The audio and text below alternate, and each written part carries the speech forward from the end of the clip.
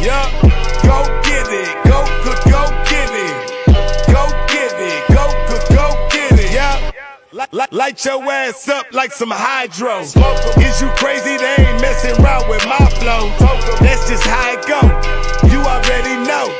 Yeah, my temper short, like 5 volts. Jimmy crack corn, nigga, I don't care.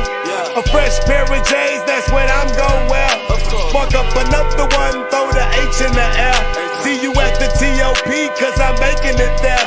Break a back, stab us back from the pain they cause. Bring the raw, train the bra, flame them all. Scar on my head, I blame the law. I'm ashamed that y'all don't know my name at all. Go to YouTube, type in JUT Live, don't think it's a lie. I almost passed out, I was drinking the 5. I'm underrated as hell, got these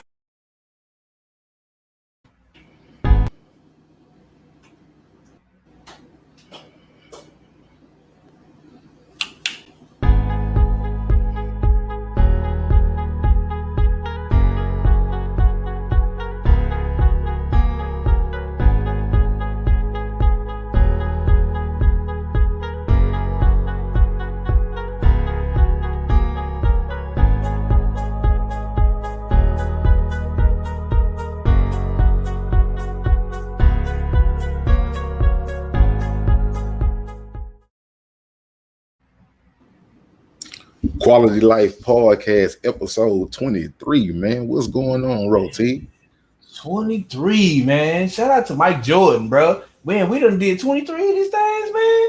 23 episodes, bro. Man. Man, you know what's funny, man? When I think back to the first one, bro, and how I was shaking, man.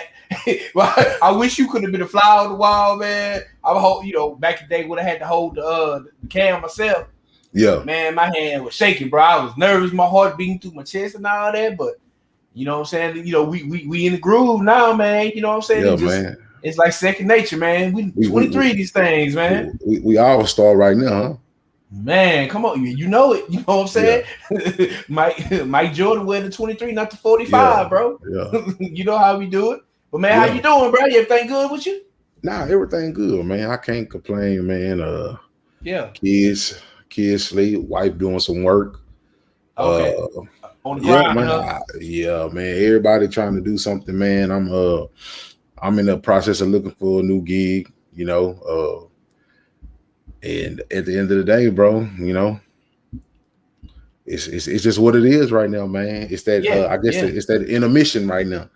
Yeah, man. You know it. You thermostat on 78 yet, man? Like Erica told you to. Man, please.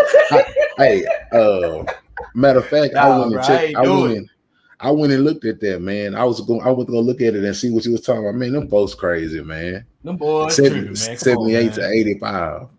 Nah, bro, they out of there. We not doing it, bro. 78 to 85, man. And it's kind of crazy, bro, because me and my wife was kicking back looking at some movies. No, a TV series yesterday. We was looking at that Falcon and Winter Soldier. Okay, and, how is that? Man, I like it. It's like it was actually, it was actually better than what I thought it was gonna be. You know what I'm saying? Because I'm gonna be honest. I wasn't a real big fan of Anthony Mackie, his acting and everything like that. I just wasn't a real fan of his. Just because of he was Papa Doc, then he was Tupac, and I just wasn't feeling him as an actor. But right here in his part in the Avengers, moving on to being his own TV series with the Winter Soldier, he found who he is. So like now he found his groove. Like this is where he's supposed to be. I feel like giving him. Did you like him in the movies? Did you like him in the Did you like him in the Captain America movies? Yeah. Did you like him playing that? All the superhero gig stuff he been doing, he fit. Okay. Like he never looked like a person that was that gangster type of person that they was trying to get him to play in these movie roles. He wasn't Pop. He wasn't Papa Doc. He wasn't none of that. You know what I'm saying? That it just wasn't. It wasn't it. You know what I'm saying? So I never really dug him like that. But where he at, like superhero, this is lane right here. Like You could tell with his acting in this TV series, he at home. Yeah. Like being a co-pilot, stepping up after Captain America left and things of that nature. So I like him where he at. Keep him doing what he's doing, and keep him on that. I don't want to say typecast a person, but I don't see him doing anything but these action type movies, or maybe a few relationship type movies he making get away doing it. But as far as like what he was doing music culture wise movies and stuff like that, I just don't see it. Don't have him play no more rappers. Don't do that, huh? He really ain't got that range in his vocab. He ain't got that in his range, huh, bro? Nah, he ain't got that. Man. Because I I'm a big movie buff, so I remember seeing him in that movie with Mark Wahlberg and The Rock when they was like bodybuilders, and it was based off a true. I forgot the name of that movie, but based off a true story. Wahlberg and The Rock fit. I'm not saying dude, because them dudes was big muscle bound dudes, and he just didn't fit. It was cool, but The Rock and Wahlberg really carried that movie. You know what I'm saying? Like he played all right, but him all swole and all that. I'm like, nah, it just don't fit you, bro. You know what I mean? It just don't fit you at all. This definitely fit him, man. You know what I'm saying? Like this is a good role for him. Like you say, man, you got to get in your lane and stay in it, bro. You gotta. And that's the part about it. You already know it's kind of like us in these podcasts, and man, we finding our groove, we finding our niche, we finding our lane. That's what people got to do. People got to find their area, find their lane, and stick to what's good for them. But I don't knock nobody for trying. You trying. I ain't the one that I ain't the one that's gonna knock nobody, but I can have an opinion about what you do. That's all. But I think he found his lane with this. I agree with that. Most definitely. I agree with that. So, man, what's up, man? You got some house cleaning to do, man? Oh yeah. We gotta get to the house cleaning segment, man. Showing love to everybody that show love to us. You know what I mean? That boy, Don Dowder and his wife, man. I had just talked to him today. He was like, man, any day now, bro. You know what I'm saying? So they I need to talk to him, man. I need to talk to him, man, because I don't want it to be no thing to where I'm only talking to him when you around. You know what I'm saying? I want to build my own rapport with him. You know what I'm saying? But I know he got what's going on. Yeah. You know how it goes. Things of that nature, man. Yeah. You know how they go. But But shout out to the boy Don Dowder, man. TroyDenise.com for the ladies out there. You know what I'm saying? If y'all out there, stepping out, because I see a lot of pictures on on social media, on Twitter and all that of girls, when they about to go out and all that, y'all go TroyDenise.com. Shit, how y'all looking right? You know what I'm saying? So, get you a little fit. You know what I'm saying? And my uncle Jason Teague over there at the Very Opinion, they show him and Maximilian and Snow. We ain't seen him in a while, but he say they still in the process of that move. So, man, I guess they moving the whole castle or something, bro. You know what I'm saying? But hey, he said they gonna be out there back with a vengeance, man. Yeah, you gotta move how you gotta move to what you expecting. Yeah. So true that. You gotta move to what you expecting, even though you don't see it. Gotta move to what you expecting, bro. Yeah, man. Definitely shout out to my boy Dre Day, Pat. Smiley face, you know what I'm saying? We gonna bring Dre Day back on. He coming up, you know what I'm saying? We get everybody back. We're gonna get everybody back. They coming back out there, man. And my boy Dylan, my boy JC, man. We supposed to have poke game tonight, man. But our fourth canceled on us, so you know what I'm saying? For real? Yeah, man, we gotta set it up for another day. But it's cool because I got the call from you, so go ahead, let's film this number 23. So I wasn't tripping, man. You know what I'm saying? But that's definitely off of my house cleaning, man. But I want to say, like, who was that artist we listened to, man? Because he was jamming. Who was that? That was JUT, man. That boy Jut. Off from the Fort Bend, Fort Bend area. You know what I'm saying? Fort Bend Southwest area. Okay. Yeah. So he doing this. He been doing this thing for a long time, man. We all went to school together. He went to school. Oh yeah. He came out I think he came out the same year as my wife in them 03. Yeah. Okay. He came out of 03, man. He been working though. I ain't gonna lie, man. They had their group.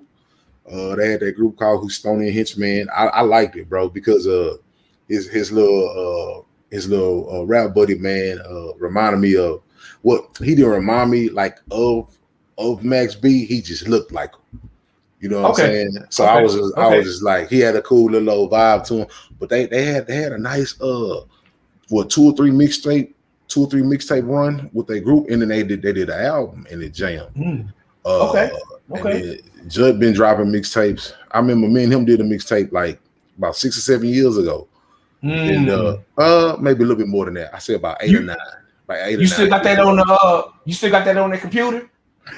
Man, you know what? I had it on a CD. On the CD. I had it on a CD. It was just like an 8-track thing that we did together.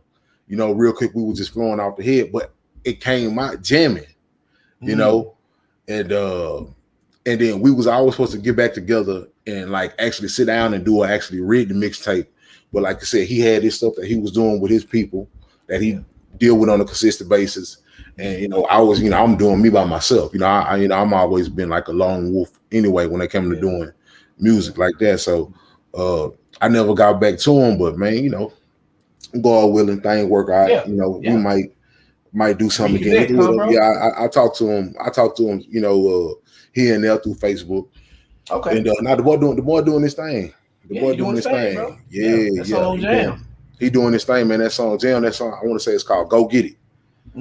Go get it, go. It's JUT Live on YouTube. JUT Live. You can get to him. It's Justin Jeff Fish on Facebook. I don't think he on nothing else.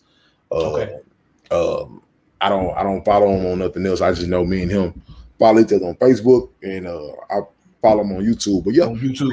he got a lot. Matter of fact, bro got a song with Kiki. He got a song. He got about 7 or 8 songs with Flip. Okay. Some heavy hitters right there, man. Yeah. He got some. He got a song with Cassidy. Cassidy from New York, the rapper.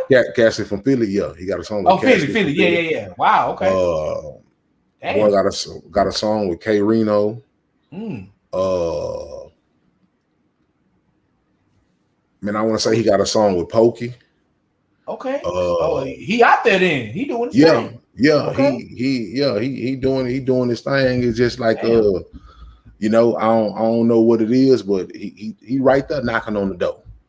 He right there knocking on the door. And I can't knock him, man. The boy hustling. He on that music. He doing his thing. You know what I'm saying? He never knock that hustle, man. I congratulate him. I congratulate. You know what I'm saying?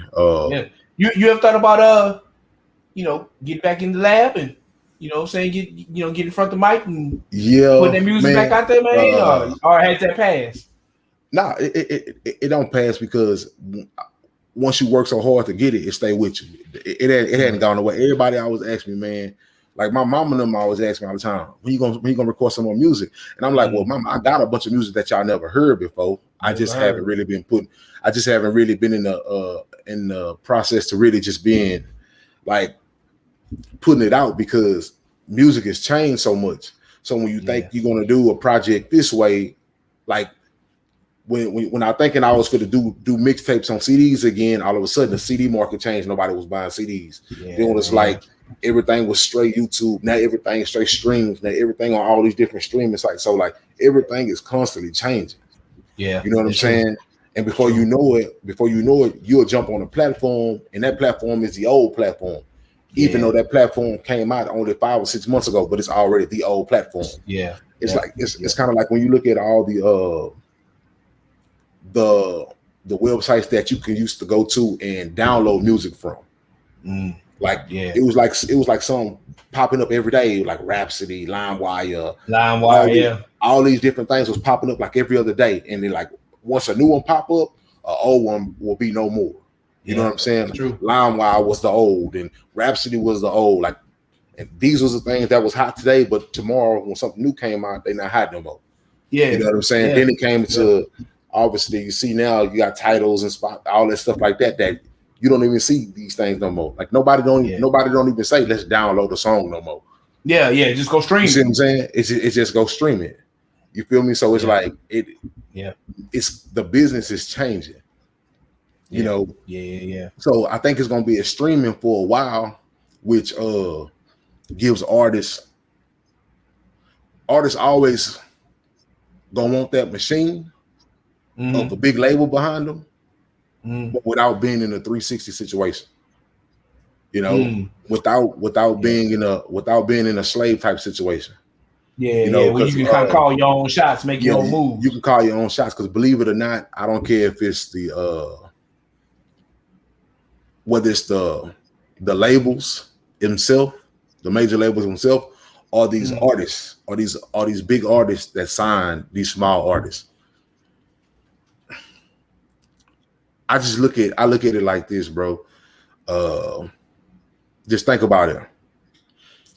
All these artists getting signed, bro, majority of them come from real trouble backgrounds, right? Real trouble past. Yeah. It's a lot of people who rap consciously out there. Why aren't they the one getting signed?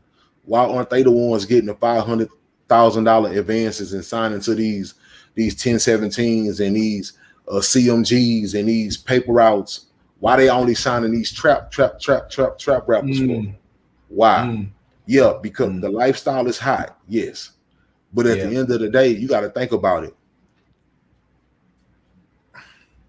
It's sad to say, and I know a lot of people gonna hate me for saying this, but when you look at these artists, man, who have made it, who have went up and you know, kind of got it, whether they went to majors, now they doing their own thing after they fulfill their contracts or whatever like that. Now they signing a lot of these young artists. When a lot of these young artists come from troubled backgrounds, if I sign you and I give you $500,000 up front, 500, 700,000 or whatever, whatever I sign you at doing the tax situation that works in my benefit, I'm gonna sign you to these deals. I already know when I signed you, you was just in 3 or 4 shootouts, 3 or 4 weeks previous. You done been shot 7-8 times. You know what I'm saying? You already know. I heard from your mixtape how you got ops in every corner of your city. Yeah. Let's be real. Let's be real. I'm gonna put this $300,000 to $500,000 to $700,000. I'm gonna invest it into you. Why you hide? Knowing that I'm gonna give you the courage to hit the studio. I'm gonna tell you, I'm gonna take you on some shows. I'm gonna put some money in your pocket, but I need you to stay in the studio. I need you to stay in the studio. I need you to give me all you got. Yeah. Why? Because first of all, you gotta make my money back that I gave you as an advance. Yeah. You gotta make that back. Then on top of that, you gotta fulfill these album or mixtape requirements that I signed you to a deal to. That you put in the contract. I necessarily probably don't need you to fulfill 100% of it, but I need you to fulfill at least 50 to 65%. Of this contract. Easy. And most of these young cats are signing 4 to 7 year deals. Yeah. I mean, not 4 to 7 year, 4 to 7 album deals. Album deals, yeah. 4 to 7 album deals are like 8 or 9, 10 mixtapes. Yeah. That they're signing with these people. Yeah. Now, when you sign with me, I may give you 100% of your shows, but I own 100% of your music. Knowing that you're gonna be in so much trouble, knowing that you're gonna die soon. Yeah. You're gonna die. Yeah. Because most of them get killed. Yeah. Most of them get killed, and then when most of them get killed, and when they get killed, I own 100% of their music. And from the day they get killed until a week or 2 weeks until they get buried, their music sell like hotcakes. Yeah. So I done made everything that I invested into them back and more. Yeah. And I'm pretty sure you get royalties off somebody every time somebody listens to it. You know what I mean? Depending on what deal you sign. Yeah, no, I'm saying like the person who owns the music, the person who owns the Yep. So at the end of the day, when I go look at your financially illiterate family, exactly, you don't know no better. Exactly. They don't know I signed you to this deal. First of all, you're not gonna tell them the deal that I signed you to anyway. You're gonna keep that to yourself. Yeah. You know, because why? You don't want them to think, or you don't want your family to have this perception that you got more money than what you actually got. Because you know they're gonna start begging. That's the thing about our families, black families. They gonna not even black families. Anybody who's in a position with money like that, their family starts begging. Yeah, you got family that you don't even know come out the woodwork. Yep. Try to hit you up. Yeah, and so when that happens, and these people pass on, I can go to the funeral. Like your music selling like hotcakes. Yeah. You know what I'm saying? I'm making money hand over fist over your dead body.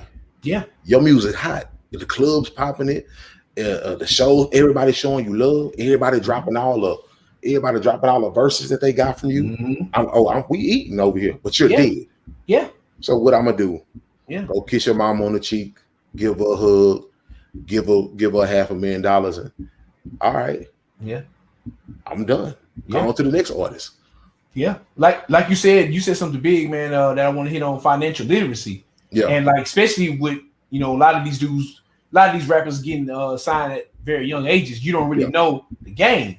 Like you said, like what's a 360? What's that? You know what I'm saying? It's pretty much you signing your life over to somebody. Because I remember his episode of Jamie Foxx show back in the day when they was making fun of Death Row, because like I guess a lot of them dudes signed contracts like that with Big Suge, and pretty much, you done signed your life over to them. You know what I mean? Like that 360 means they get a piece of everything that you do. Everything you do. Everything that you get paid for, they get a percentage of it. Yeah. And 9 times out of 10, it's the big percentage.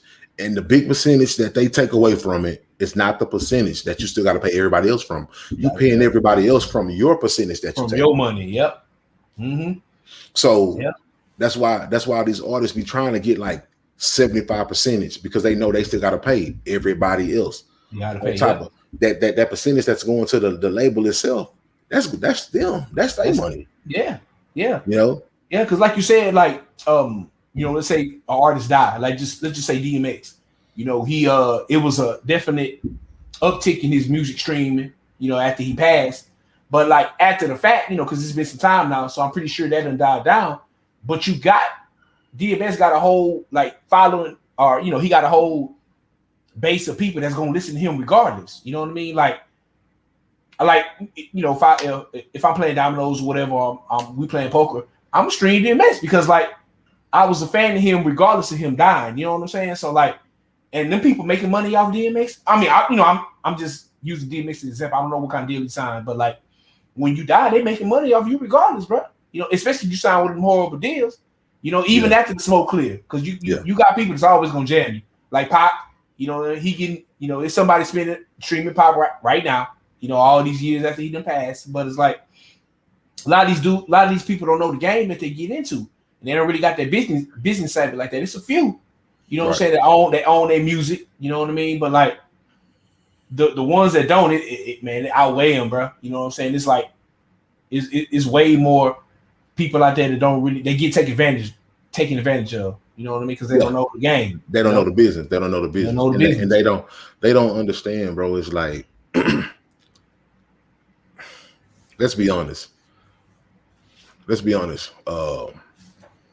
Who died in the music?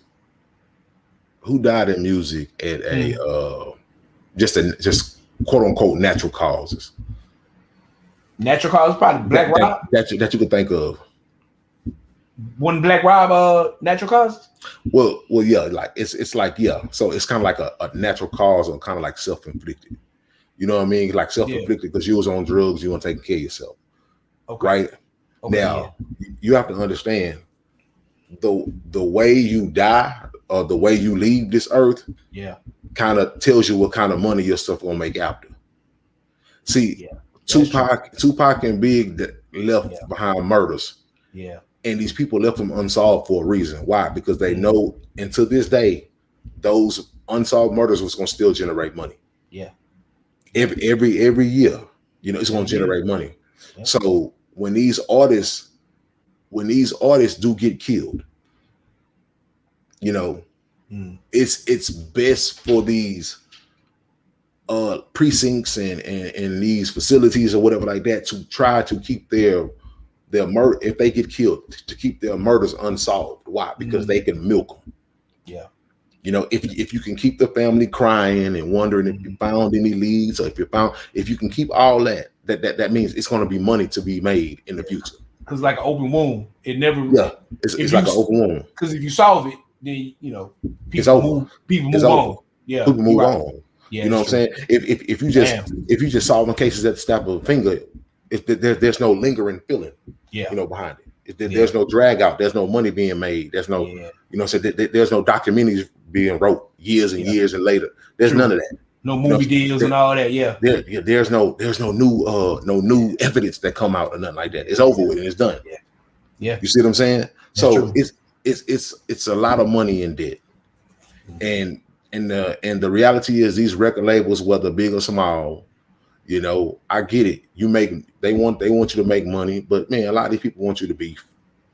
They want you to stay in trouble. They want you to keep writing these diss records. Because it's sad, but this is what society wants to hear. Keeping drama going. So society gonna get tired. Society gets tired of a track meet. It gets if you put everybody in stadiums and just let them watch track all day, they're gonna get tired. Yeah. But you know what they never gonna get tired of? What? They never gonna get tired of a gladiator sport. They never gonna get tired of seeing people beat up each other. That's true. They never gonna get tired of seeing people kill each other. Boxing. You put them in the arena and you let brutal fatality and brutality happen. They never gonna get tired of that. Yeah. You know what I'm saying? Yeah. They never gonna get tired of that. That's true. That's in our nature, bro. That's true. You got to think about it. When you look at sports, right? You look at football, and the if you water down football too much, nobody will want to see it. Can't do it. If you just turn it to 7-on-7, or you just turn it to flag, take away the lineman, and just turn away the 7-on-7. Nobody wants to see that. No, they want to see the violence. They want to see the collisions. They want to see it be You know what I'm saying? Yeah, a truck or something like that. Yeah, you can't take that away. They do. You know. Yeah. So it really ain't no different than the Roman Coliseum. You know, they're not really, you know, they ain't using swords and spears and shields like that. But you know, it's same concept though. You know what I mean? Same concept, bro. Same concept. So, with this rap and stuff like that, is that the inner city that we live in, the urban city, is so fast paced that it's just a fast paced life that they live. So the music has to be fast paced. Yeah, you know, the music can be like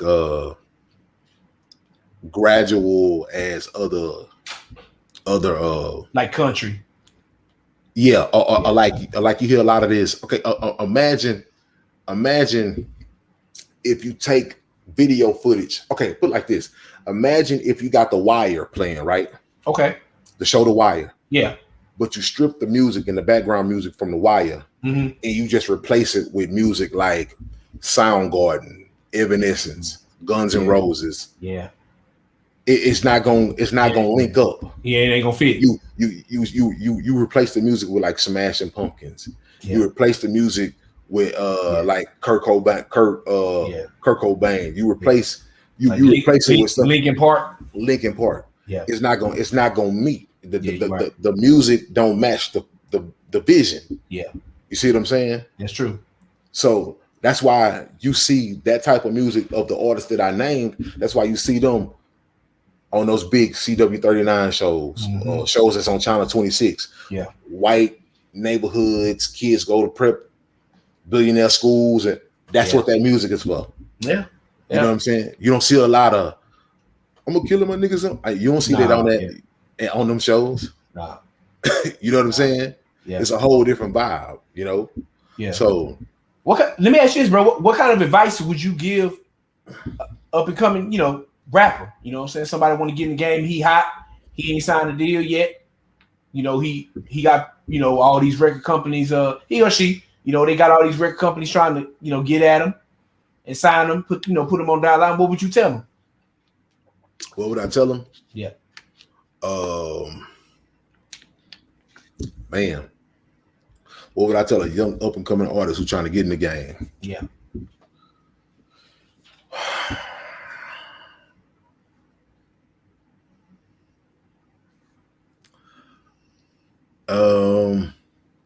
I had to get you with that one, huh, bro? No, man. You know what? Not it's a damn good one. But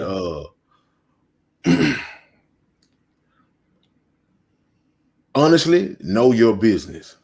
Okay. Know everything that know everything that you're involved with, and know everything that you're not involved with twice as much. Because this is the problem, because a lot of these people, these artists and these athletes and all that, they get robbed. They get robbed by the meetings that they don't go sit down in. Yeah. You see what I'm saying? Yeah. Like they'll let you peek into the house and sit down in a few meetings of the things that they want you to hear and throw a few numbers in your face that's gonna make you happy because you've never seen it. Yeah. But then there's meetings that go on with you never in attendance. That's the bulk of your money is at. Yeah. So when you look at these artists that say, man, my record sold, my record went diamond, but I only walked away with $6-7 million. You sold a diamond record that generated over $200 million. Yeah. So the bulk of your money, the conversations that you wasn't in. Yeah. So you need to know what's going on with that conversation that has the bulk of your money. Yeah. And why you not getting the bulk of your money. Yeah. Because let's be honest. You generate big numbers like that, man. It's hard to still see these dudes walking around with the lower portion of the money. It's crazy. You know, and it's because they don't know their money. Yeah, they don't know all the pockets that their money, you know, go to. They don't know all the things that their money.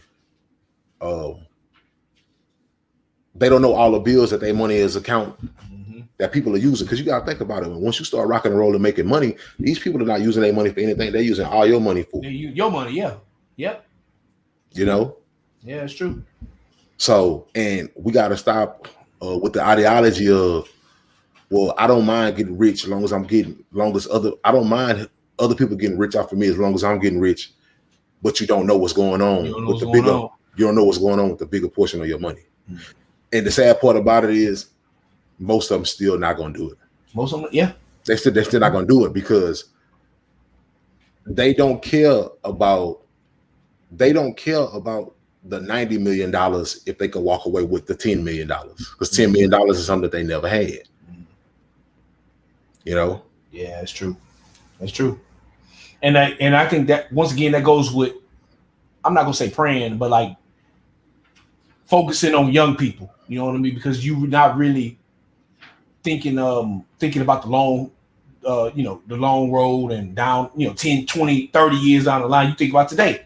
You know what I'm saying? Like YOLO tomorrow, and I think a lot of that gets used to people's advantage because, like you said, you're not really taught to sit in on meetings like that. And we weren't taught that in school. You know what I mean? You had to kind of learn that as you go.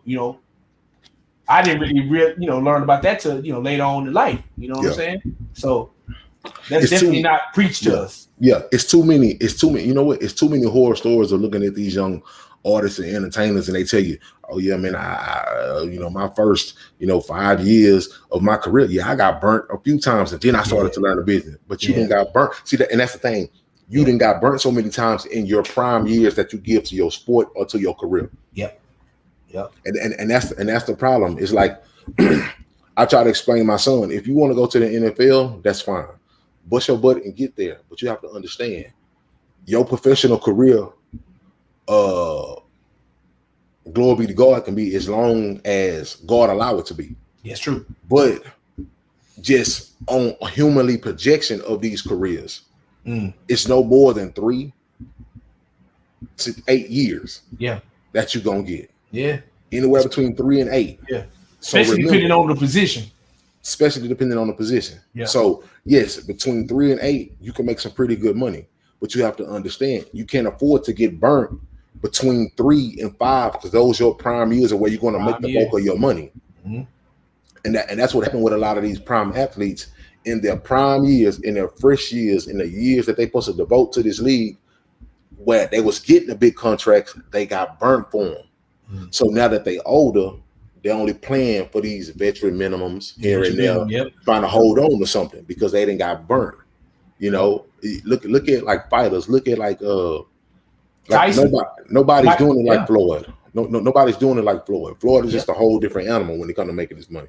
Yeah, you know. But like you said, look at Tyson from 20 to 25, $500 million person, but he got burnt for it.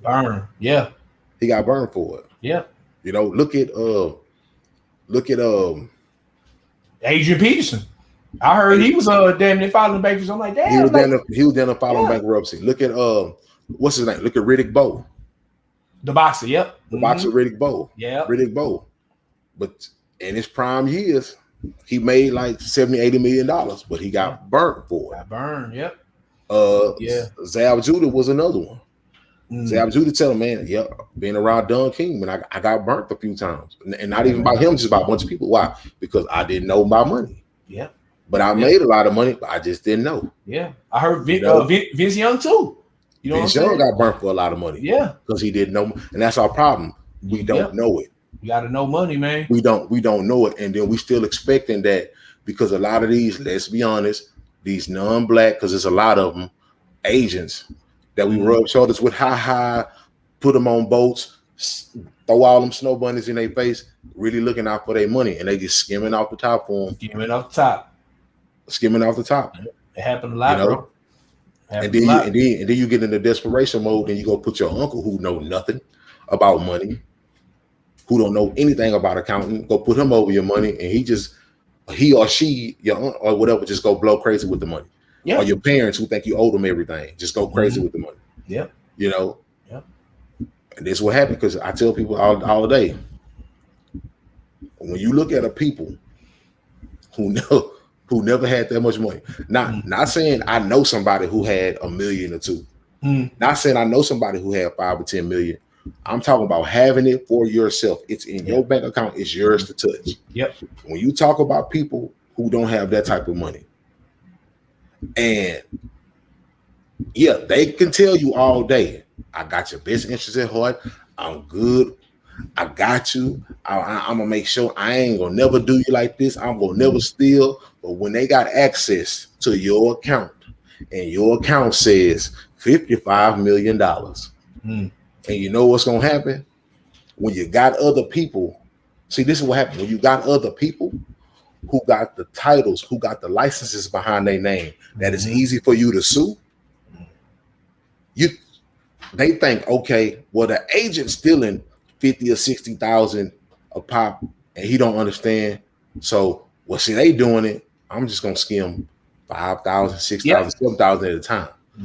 I'm gonna keep it so low that he ain't gonna suspect me. He ain't gonna watch it. Yeah, he ain't gonna watch me. Why? Because old buddy over there ripping them out for $100,000 every quarter of the year.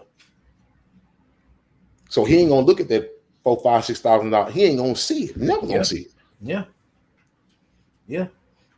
You know, I would think my advice, if I would, let's just say I was to come in some money, or if I knew somebody was coming to money, I would be like, just look at the people doing it the different way. Like, look at a 50, because like you remember Behind the Music, bro, back in the day on VH1, man. Yeah.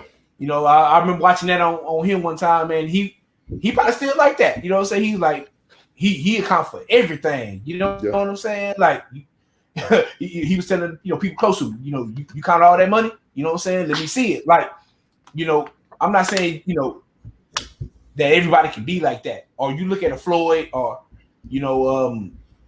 like I think what's his name? I think The Weeknd on his Masters or something like that. But like, you look at the people that's going against the grain and success stories and see how they did it. You know what I mean? And try to learn from them, learn what they did. I'm pretty sure they got a book out there, quote or something. You know what I'm saying? When you got, but you got to understand though. You got to understand when 50 had them first 2 big albums, he was for the power bankrupt. Get Rich or Die Trying. Get Rich or Die Trying, and the Massacre, that second one. Who got 50? Who got him? Huh? It wasn't that. It wasn't that. It was just not knowing money. Damn. Doing all the spending. So he had to learn too, huh? he had to learn. Wow. Okay. Damn. You got to understand that vitamin water deal is what saved him. Yeah. You know. That was big. You know, because a lot of that money that he had from especially that first album. Not knowing the business. Not knowing the business, huh? Not knowing the business. You gotta understand, signing a woman artist who don't sell and you taking her all around the globe, you gotta understand you can go to the mall and buy male artists 10, 11 black t-shirts, 10, 11 some jeans, some Air Forces. They got chains and stuff already, they straight. But this woman artist, $500-$600 hairdo, every stop where we go. Yeah. She gotta be on point. Yeah. Nails got to be on point. Yeah. Fashion got to be on point. Yeah. Manicure, all this that you paying for because she's not. You're trying to make her sell.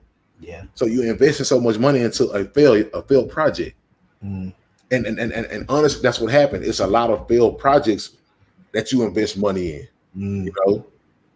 So when you look at, I say for instance, when you look at just that label, when you look at you sign the Spider Lokes, you sign the Kids, you sign the MOPs, you sign all these people, but those all failed projects. You gotta take that L, huh? Even though they may have made some good songs here and there, they failed projects. You know, they're not in the green. Yeah, you're not making money off of them. They barely. But look at them all. You can look at the Jim Jones and all that. They all pretty much was flat broke. Damn. Not understanding money. And you gotta think about it. They taking care of everybody. Why they taking care of everybody? Because if they don't take care of everybody, they feel like everybody gonna turn against them and try to get them cool. So they shell it out, just thinking that they're stopping people from killing them for it. You know, they shelling it out to be good everywhere. You know. Especially with that fame too, that level of fame. With, you know, a lot of people know you and shit. Yeah, you a target. That's true. You have to understand, man, that type of that type of money and that type of stuff like that, man, it's hard. It's really hard to have genuine friends. It is, bro. Yeah, man. Yeah, it is. You got to understand, people are human at the end of the day, bro. At the end of the day, yeah, true that. I wouldn't kill, bro, if I can say it's hard to. Well, see, the thing about it is, if you got genuine friends before the fame, that's different because when the money, because come the money, you already doing so much for them. It's like, bro, what else you really need? Like, you know, I put you on your feet. I put money in your pocket. I mean, God bless me to help you do everything. Like, you got it, and you know if you need it, I got you. Yeah. You know you got access to me. So what else do you need? Yeah, that's true. You know what I'm saying? Unless they turn into a person to where it's like, nah, I just don't need it no more. I want your actual life. Yeah. Then that becomes an issue. Yeah, that's another scenario. You know? Yeah. But then you got to think about it.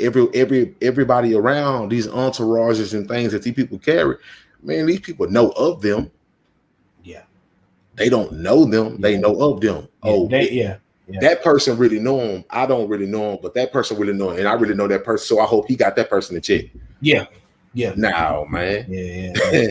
You know what I'm saying? That's where it can go left. That's true. You know? That's true.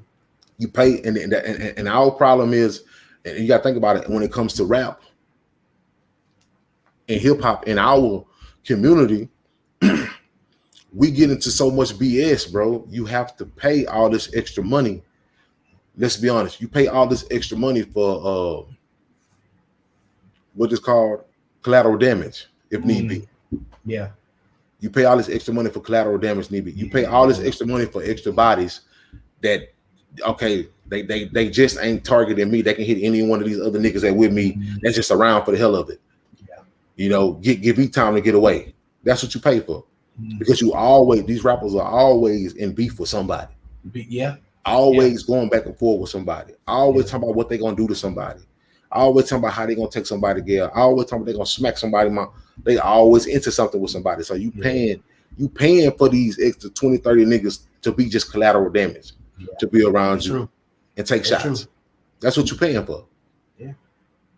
You paying these cats to take bullets if need be. So that adds up, bro. Because think about it. It do. What comes with that? That come with extra buses. That come with extra plane tickets. That come with extra hotels. That come with extra food. That you got to pay for. That most likely you are paying for. Yeah. Yeah. Yo. Yeah, you right. You hear these rappers talking about, yeah, man, I don't go everywhere by myself. And then all of a sudden you see them pop on one of them videos and they get ran up out of somebody's town.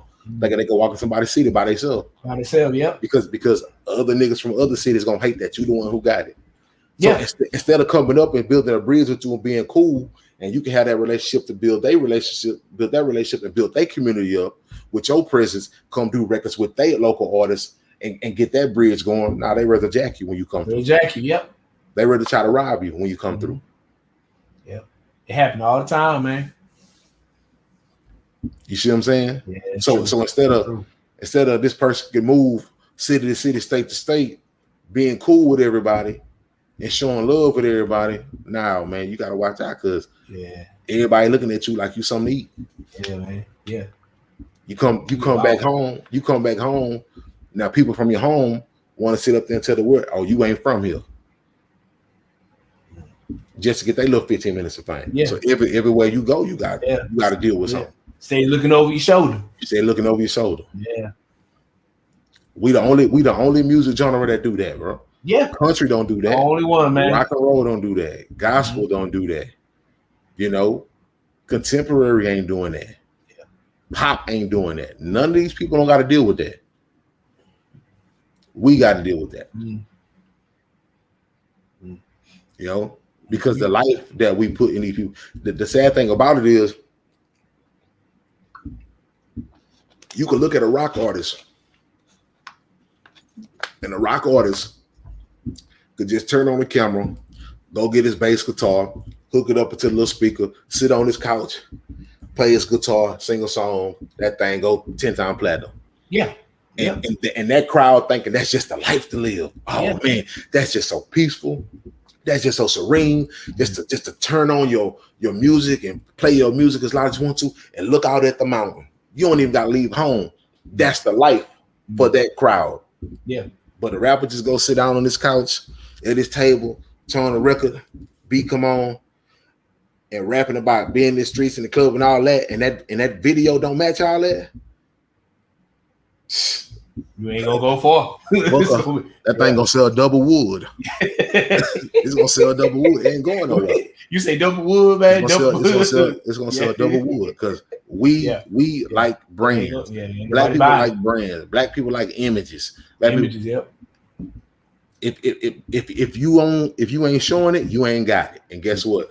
We the people out of our people who want to prove that we got it. Yeah. And it's very true. And that goes far beyond music industry. That goes in the regular working class. Yeah. You want to show that you got it. Mm-hmm. We known for candy paint, swangers, Escalade, whatever bring attention to it. It's even, bro, it's even lesser than that. You can get a dude who was working a regular job, a regular blue collar worker making like $15 an hour. Mm-hmm. And he worked and he lived in this apartment, right? Mm-hmm. He lived in this little 2-bedroom apartment. Lo and behold, God come through, put some sincerity on his boss heart. Boss come through, say, man, I want to give you a position. Boom. Position come through paying $35 an hour. Mm. It's time to get out that 2-bedroom. It's time to get out that 2-bedroom apartment. I gotta go get me a house in the gated community somewhere. Why? Because I make $35 now. Mm-hmm. Stay in your apartment. Mm-hmm. Why?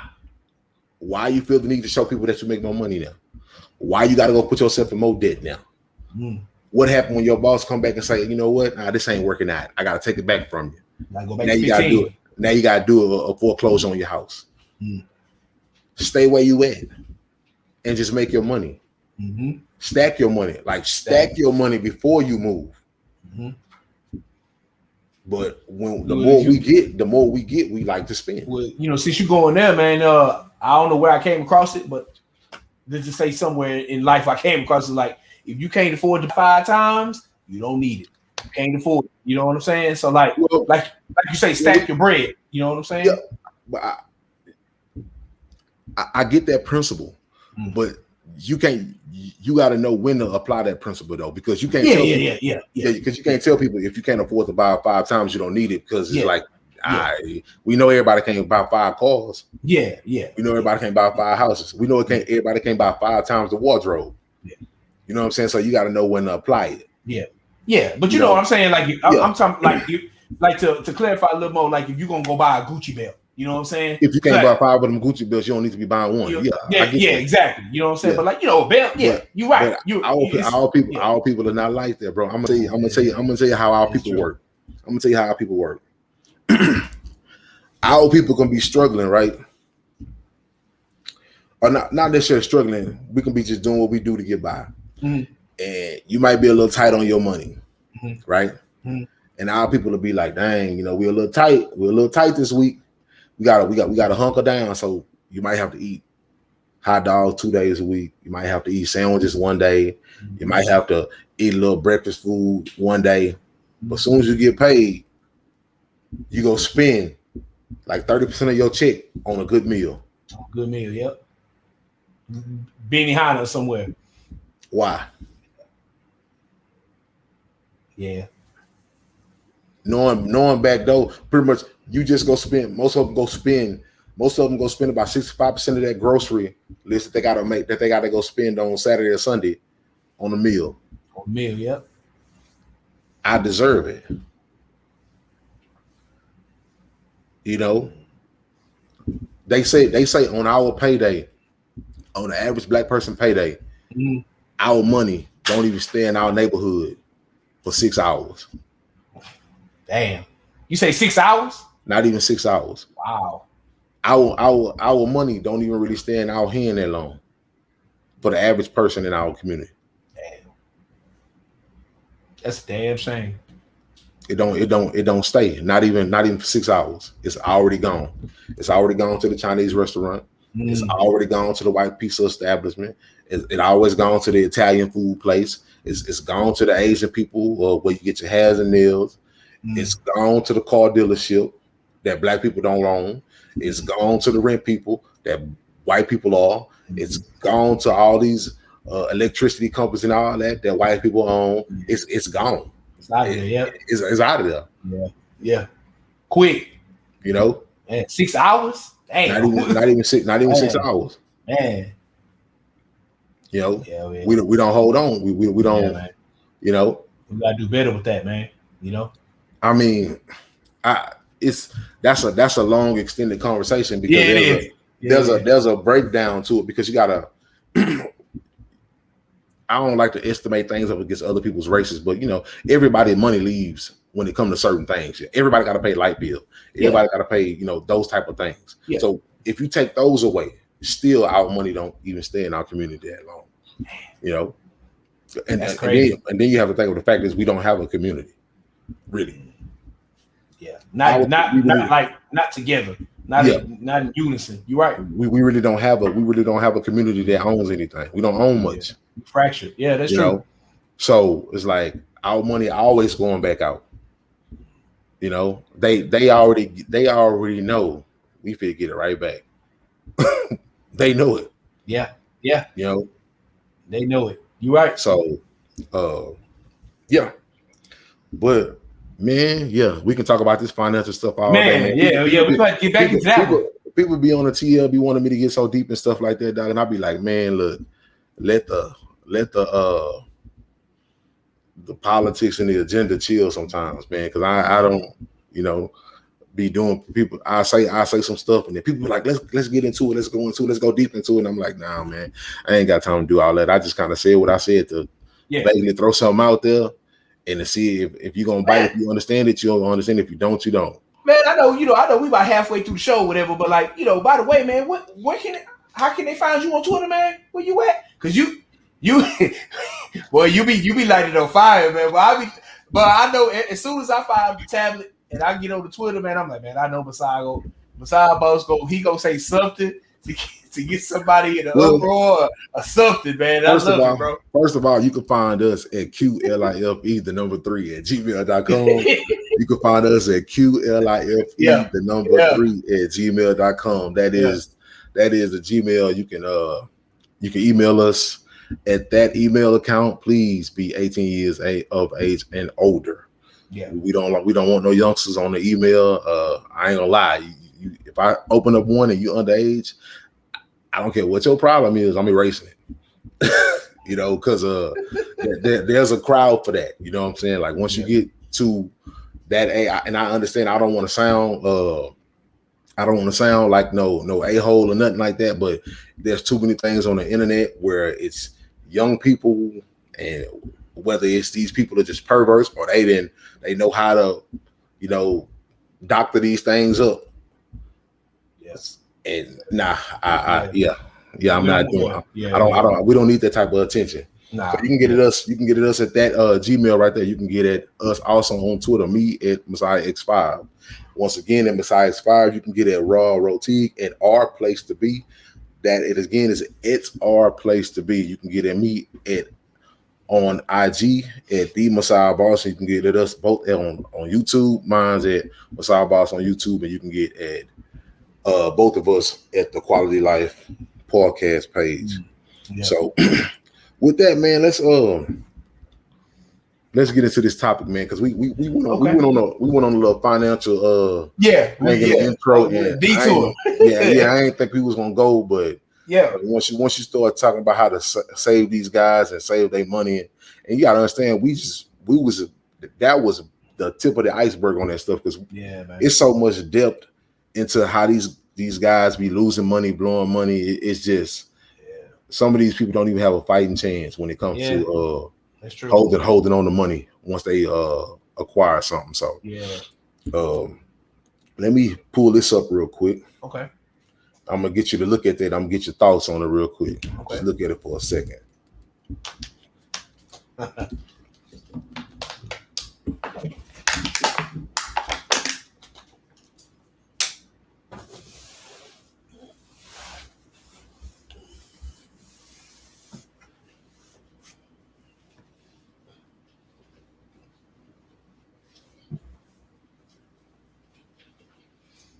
All right.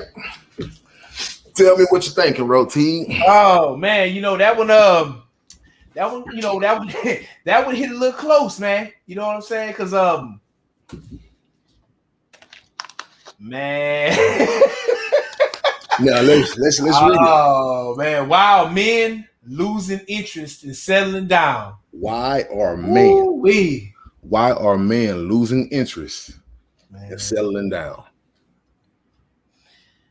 Ah, man, it's man, that's a tough one, bro. You damn near stumped me on that one. I wasn't expecting that one. No, before I get into it, I want you as a single man. Yeah. Your optimistic side of being in a relationship, being married. Mm-hmm. I want you to toss that to the side. Okay. I want you to talk about your real worries of this dating world and this relationship, this world that we currently live in, and for yourself as possibly finding a Miss Rotique. Mm-hmm. So tell me what you think about that. Me personally, man, I'm gonna keep it a buck with you, man. I know it's a lot of good women out there. You know what I'm saying? Like, I'm not gonna talk down on women like that. You know what I'm saying? It's a lot of good ones. You know, I think it's a lot of like men. You know what I'm saying? Like, yes, we're men and women, we're different, but like there's good, bad, indifferent, broken. Like each gender has its breakdown of each section of percentage of women and men. You know what I mean? So like I think there's definitely a lot of good ones. There's definitely a lot of bad ones. There's definitely a lot of broken ones. There's definitely a lot of undecided ones, or one that's not trustworthy. So I mean, like I'm gonna just take because I don't lump all women with one brush. You can't indict all women. Yeah, I get to know each case by case. But I say this, man, like just how I grew up. You know what I'm saying? Like I didn't grow up with my pops. My mom and pops in the same house. I just grew up with my mom. You know what I'm saying? And like I always say, like, I was blessed to have the mom that I have. I would definitely say that. But when it was time to become a man, she couldn't help me with that. You know what I'm saying? I kind of had to, kind of freestyle through life and finding that. You know what I'm saying? So like, just growing up like that, I made a vow to myself, like, nah, bro, I can't. If I was ever, reproduce and have kids, like, I would want to have those with a woman that's in it for the long haul. You know what I'm saying? And I'm not saying that they all not, like I say, each woman is different. Right. If we just look at the stats, right. You know what I'm saying? Like, I believe it's 6 out of 10 in the divorce. You know what I'm saying? 6 out of 10 married. It's a lot of 6 or 7 out of 10 in the divorce. Blended families and divorcees and all of that. I'm like, I don't want to. So me personally, if I was to, I think that's the most important decision I have left to make. If I was to get married, who I marry is that's paramount. Right. Because like we looking down the line with that. Are you gonna get going? You gonna get going if things get tough, or you gonna stick it out with me? Like, it's a risk. Me personally, I'm not telling you that I would never take the risk. You know what I'm saying? I just hadn't. Let's just say I hadn't met that person that I connect with on that level to do that. You know what I'm saying? Right. To go that far. Right. I mean, and like, I guess to answer the question, let's just say like a little less seriously, man. Look, I'm gonna just keep it real with you, man. Like, I like being able, because I sleep crazy. I like being able to get to bed and just sprawl out, legs everywhere, and that's what it is. But like, that's just like a small thing. You know what I'm saying? Like, I would definitely be willing to make the sacrifice, because I believe being in a relationship, you have to sacrifice who you are to make sure your partner is good. And in my opinion, if it's going both ways, then that's the start of a healthy relationship, functional and all that. But like, man, it's just it's tough out there, man. You know what I'm saying? And and I would keep it real with you. A lot of these women out here taking. If we just gonna keep it real, like the ones that's let's just say marriage material and all that, they already scooped up. You know what I'm saying? I'm not saying everybody. It's a lot of single ones out there too, but like, I just ain't ran into it yet. And I like being single, man. To be honest with you. Okay, with that, now it says men are losing interest. Mm-hmm. So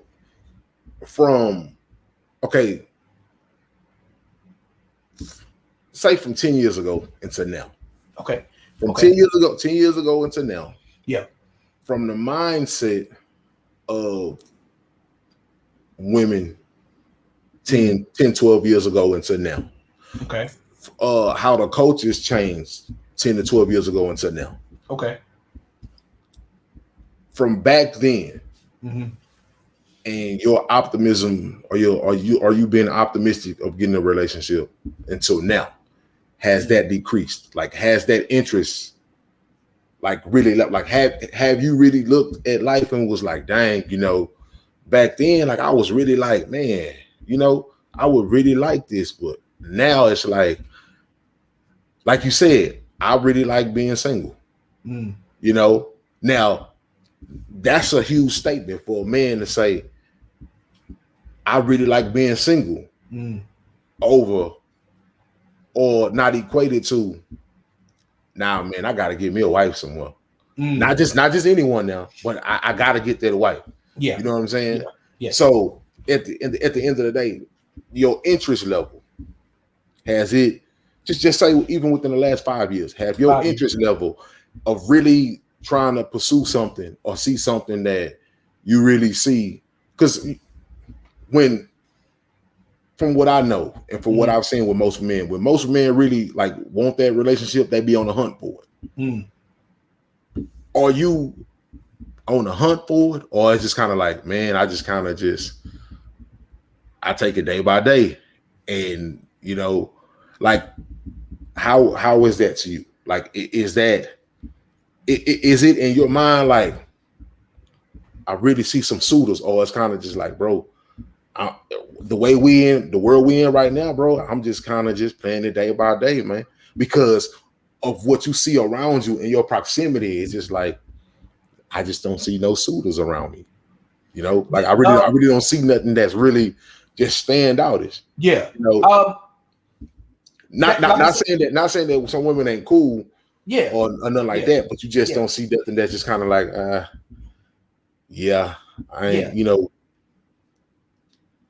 I guess my answer to that would be yes. I have, definitely noticed like the times have changed. Like, granted, because like from when I, let's just say 10 years ago, I was still 30. I was, that's not like it's a difference between being 30 and being 21, 22.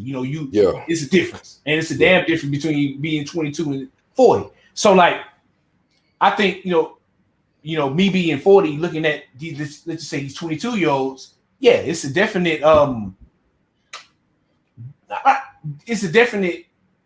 difference in how it was when I was 22. You know what I mean? But like really to answer your question directly, the only thing I would say that's changed with me is I really started, focusing on like learning more. Like let's just say getting into finances and studying that and trying to be a better man, and how to maybe start investing money and doing like looking at that. Like I really like I would say like the last 5 years, that's really what my focus has been on. And like if I was to answer your question, like let's just say when we was going out, I still would say I'm the same dude. Like as far as approaching women, you know what I'm saying? Like because the way I look at it, like I just said, like that's the most important decision I have left.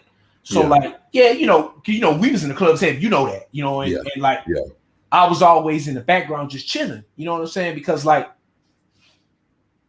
thing with being 100, like, I'm that. I definitely take my shot if I met, if I was around somebody like that was caught my eye, you know what I mean? Like, and like, but it's like, let's just say for the club scenario, it was, I get it exactly what you're about to say, but I don't know if how to articulate it. Go ahead. I'm saying like for the club scenario, like you hunt, hey, present company excluded, unless you want to, say that. It was a lot of dudes that I ran with that was just trying to get something for the night. You know what I mean? Like, that's not really how you boy was ever made. You know what I'm saying? We would just shoot the gun like Elmer Fudd. You say that acting gun looking for the road runner, man. We would just shoot everything. Pow, pow, pow, pow, pow. I never was built like that. You know what I'm saying? You knew me like you and Speedy, y'all had them. You know what I'm saying? Y'all know what it was. You know what I'm saying? Y'all did that. But like, every now and then somebody, we were vibing. We try to make something happen. So it was like that hasn't changed. So like, as far as like wanting a wife, definitely. I would definitely put being single, I would be like, forget that. But like me, man, I had to get to know you. You know what I'm saying? Like, I can be attracted to you. Like I'm not gonna, say I'm not attracted. Hey man, where I work, I see women all day. So it's like, hey man, it's some beautiful women in the world. I'm not gonna lie and knock that, but it's like, okay, well, but just being beautiful, like what else is there to you? You know what I'm saying? Do you have personality?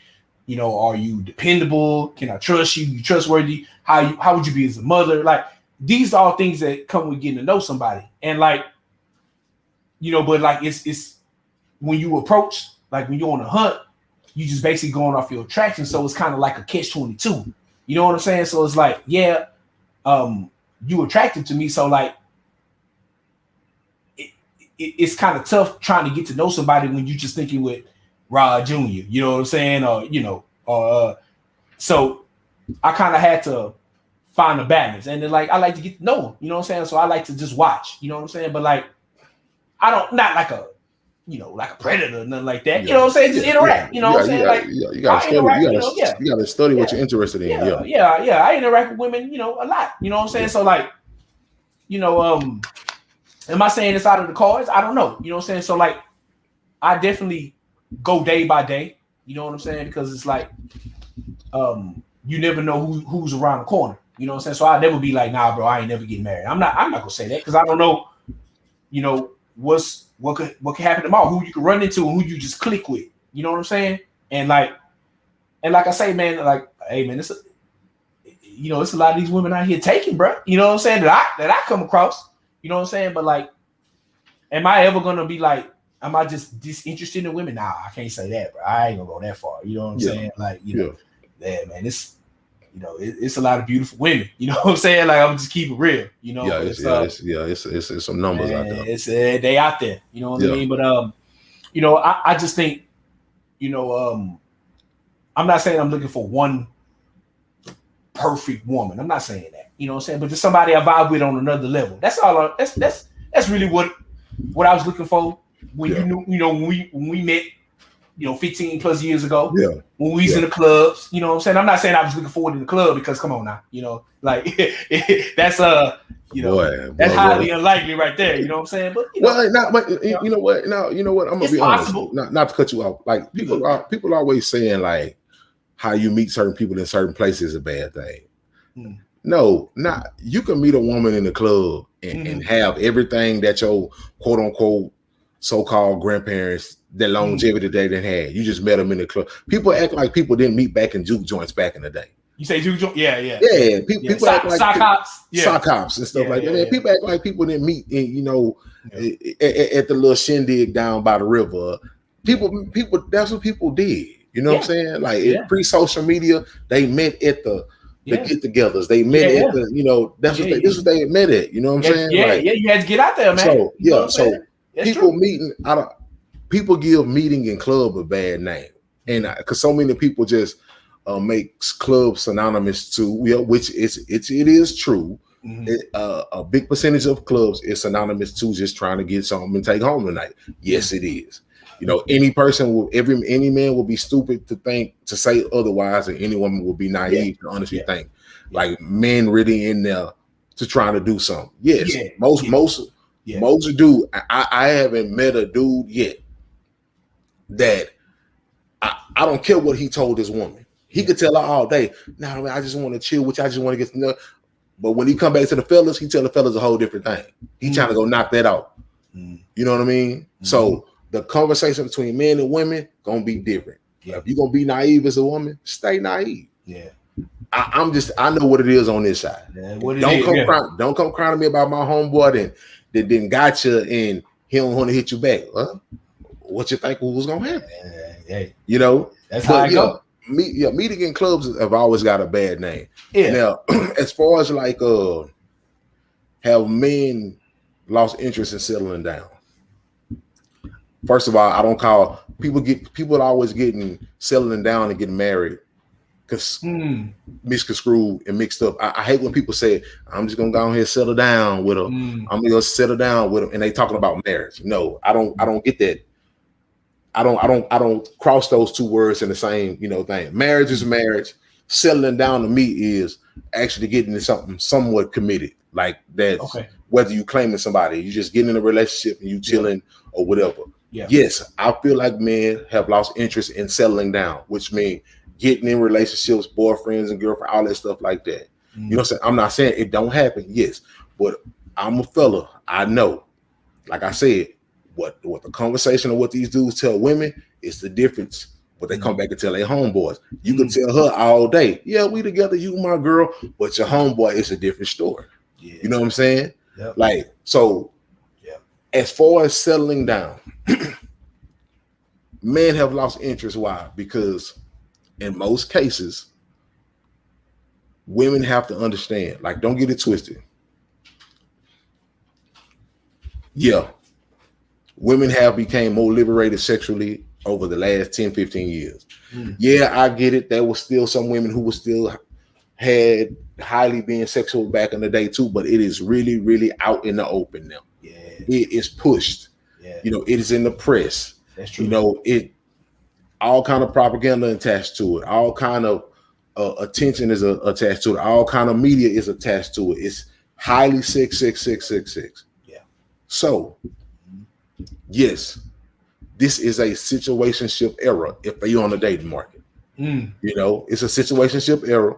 Yeah, it's true. You know, it's a lot of, you know, we doing our thing. You know, I'm just expecting you not to be with nobody else because we doing our. It's a lot of that going on. It's a lot of let's just make up all these type of titles to still work our way around actually committing to somebody as if we move into a marriage. Yeah.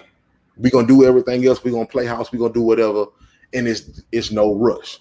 Now, I'm not saying that a person who meets a person and they have sex on the first date still can't mostly only get married, because there's people who still do that. Yeah, you know what I'm saying. I'm not saying that. I'm not saying that. There's all type of anomalies that can happen with relationships. I'm not telling you that this certain way is not gonna work for you. You know, I just tell people like this: whatever you do, be an adult about it. Yeah. You know, if you're gonna give it up to that man on the first day, you better hope you know that much about him on the first day where you think he gonna hang around. Because if he don't, take your wins and your losses the same way. You jumped out there think he was gonna win. If you lose, just go on about your business. Yeah. You know, go on about your business with your little broke heart and mend it up and jump on back in the game. Yeah. Because this is what happening. As far as losing interest in settling down, you have to look at these young dudes, and it's like, and I'm telling women straight like this.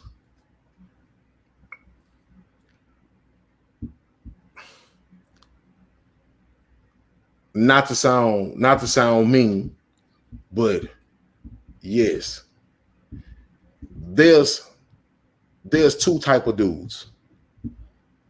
There's dudes who will string this thing along after he done got you, and then there's dudes who've had a lot of experience, who had their prime. And yes, I want you because your representation of what you bring to the table is what I want. It's in a person that I'm actually claiming to be with. You know, but do I really want to lock you down like this? No, I'm just hoping that we're gonna do what we're gonna do, and hopefully and you understand what's going on. Yeah, and you choose as a woman that you choose to stay next to me. There's dudes like that, and then there's another set of dudes who get these encounters and they don't know how to act. You know, they don't know how to act, and it's clutch. They get clutched with everything. You know, they want to like possessive. Exactly. Okay. They want to hold everything firm, and they want to hold everything close, and things of that nature. To where you know, some of these people feel like they can't breathe. Now, as far as settling down, I tell women, this is a situationship era. You know, the more you give early, the earlier, and the more you give earlier. Come on, what do you expect? And I tell you, and I tell them all the times, if you meet a man and say, for instance, she meets a man 2022 January. January 2022, this woman meets a man. Mid-January, they already having sex. So that means second week of January, they are already sexually active, doing their thing. That means so 2 weeks into you meet this person, you are already getting it in with this person. By the time it hit mid-year January, you and this person possibly already had sex by 300-400 times already. Why do I need to speed up on anything? Why? By the time I stay with you until December, we possibly didn't have sex by 800 times. Why do I need to speed up on something? Why? Now, imagine if I got you for 5, 6, 7, 8 years. Why do a man have to speed up on anything? For what? You gonna leave, go to the next man, and put another 5, 6, 7, 8 years in? Because that's normally what's gonna happen. I'm a man. I tell women all the time, whether it's my sisters, whether it's my cousins, at the end of the day, it don't matter what woman she is. You can go get you another man. I can guarantee you, buddy is going to mess up. It's gonna happen. Yeah, it's gonna happen. Yeah, it's gonna happen. He gonna mess up, and then you're gonna be looking like, dang, my last relationship wasn't as bad as I thought it was. Why? Because these women actually jump into the next one thinking this is not gonna happen again. It happens. It happens. Whether you want to believe it or not, they don't have to believe it. But buddy will mess up. You may not catch him, but he gonna mess up. He gonna slip. He gonna slip. Because we don't look at sex the same. Most you talking about men and women? Let me tell you something. Even prostitutes are selective with who they sleep with. People think prostitutes just jumping in the sack with everybody who just waving money around. They're even selective with who they lay down with. Women are selective in general. Man is just exercise. It's exercise. Yeah. That's what it is. Oh yeah, she look nice. Get some exercise in. Yeah. It's no feelings attached. That's why I tell women, when nine times out of 10, when your man mess around on you, most likely it's nothing there. It's just exercise, an opportunity. Yeah, that's what it is. It's just an opportunity to do something. Yeah, that's the truth. That's the nasty truth, but it's true though. So when you're looking at settling down with somebody and actually jumping in, a man will sit there and be like, yeah, chill, she gonna come over. Yeah, we gonna still do our thing. I don't mind going out to eat because I want to go eat something anyway. So I need somebody fine to come with me anyway. And you'll go through the motions. And what are we? What are we doing?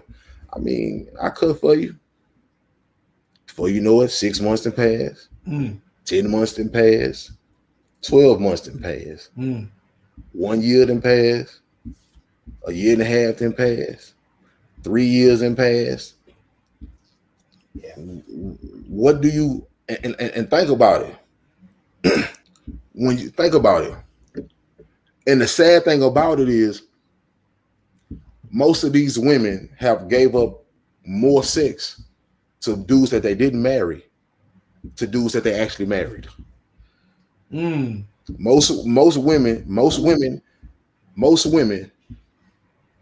who are getting married now, most women have the husbands that they end up marrying don't be getting more sex than the dudes that they didn't gave away who never married them.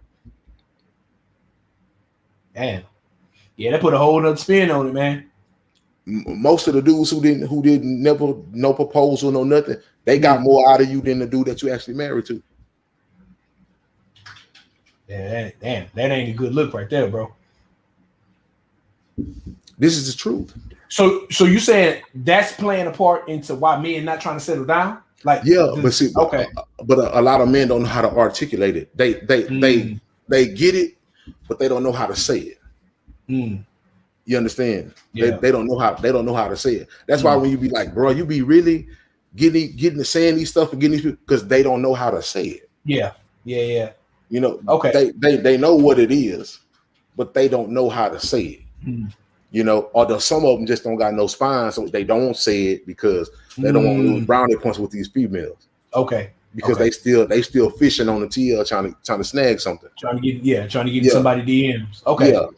So at the end, it's like to look at women and to break this down to women. Some of them will look at you crazy. Why?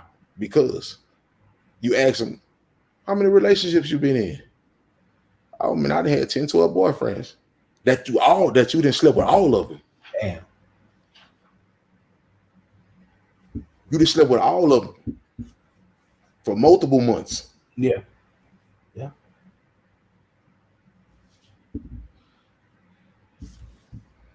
Not saying that you're not a good person, but what do Mr. Such and Such that coming in your life? Oh, I got a good heart. Man, your heart ain't healed from all that. Yeah. As much time you laid down, you didn't get over all that. And I get it. You can say I prayed, but guess what? I can promise you didn't get over all that. And I ain't even think about it like that. Especially when you know how to navigate it to see if they didn't get over all that. You know? Yeah. It's a lot. Like experience makes dudes lose interest. Why? Because you have to understand it takes a real strong-willed person, especially it takes a real strong-willed individual who've been sexually interactive with people, and they had some experience to look at all the experience that they had and be like,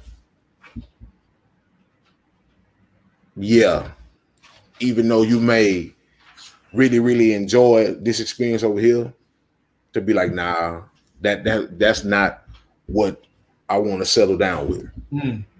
You know, that's not what you want. That's not what you want to make a wife out of. You know, so with a lot of these women who are giving themselves away at a young age, they're giving themselves away to men after men after men. So, and the thing about it is, women find pride in saying, "Well, I only been with 5 men, and she been with 12." You know,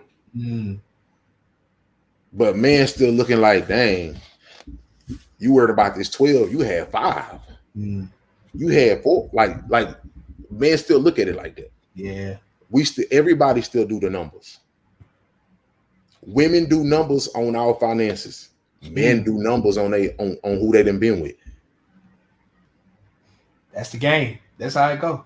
Because the reality is if you want to do numbers on a man's finances, yeah, he can be a broke virgin. But you're a broke woman with 10 niggas that been in you. Damn. You know? Yeah. Like it's everybody do the numbers. One way or the other, huh, bro? And what happens with a lot of these dudes, and they never gonna say it, you know, because they always feel like if they say stuff, it's gonna seem too raw, to where it's gonna mess up their opportunities, because a woman do have a right to just get up and leave. Yeah, like somebody's being disrespectful to her. Yeah, and a lot of the times it's not that a dude may be disrespectful to her. He's just looking at the situation like, I'm just saying how I feel. Yeah, but she don't like it. Yeah. So she can get up and leave when she wants to. It's her right to.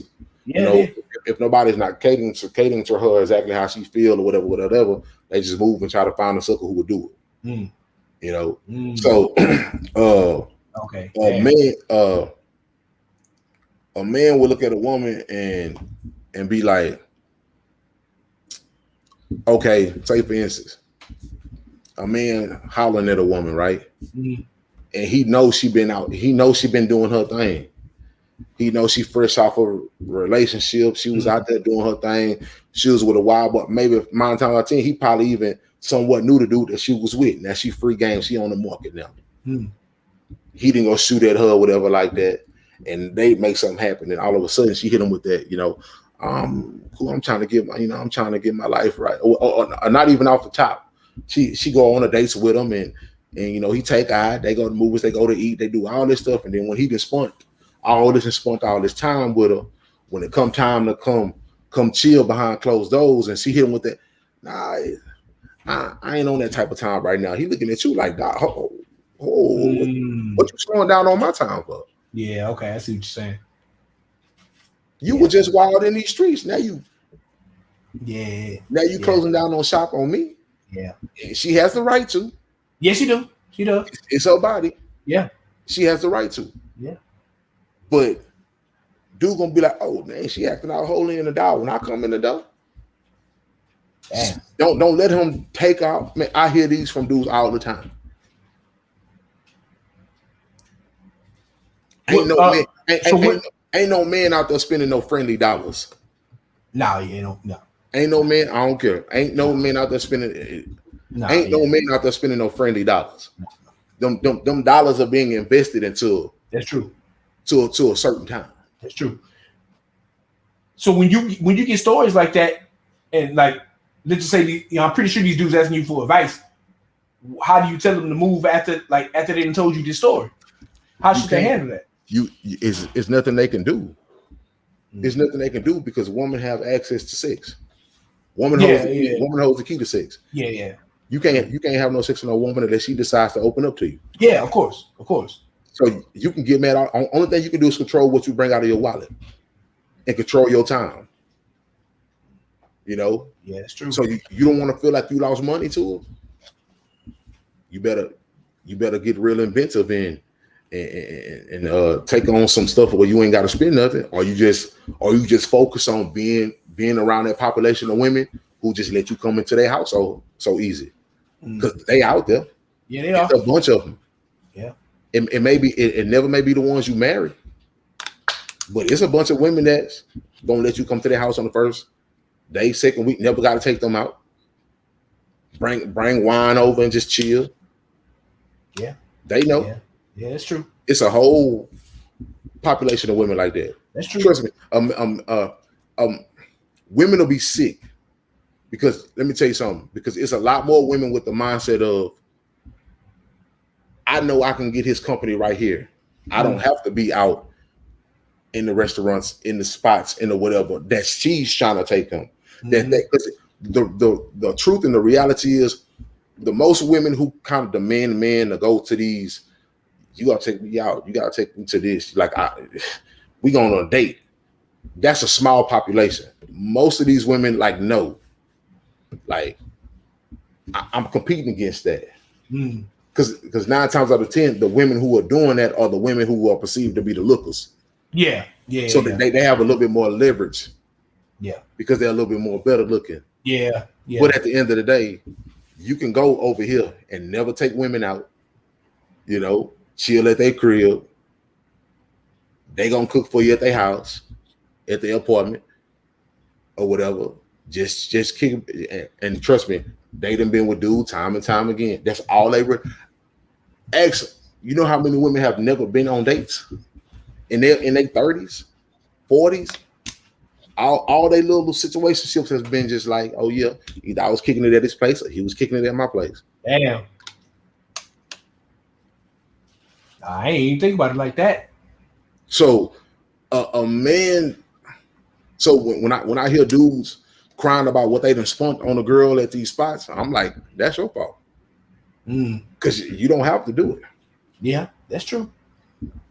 And on top of that, you can play your cards to where you look at this girl who thinks she real bad or whatever and be like, all right, man, let one of them suckers catch you and do it. Yeah. And then she just be, and it just be that day that she may be attracted to your little old whatever you got going on. And like I say, she didn't fold. Women fold. Women will fold for particular men. So guess what? No matter how good these women look, some of these men don't got to take these women nowhere to get nothing from. Yeah. You don't. Majority men, unless you're just a real simp who always leading with his pocket. Majority men who've been highly sexual, majority of they women you didn't have to do nothing for. Now women can people can say, oh, well, they were just insecure, they didn't have no confidence or nothing like that.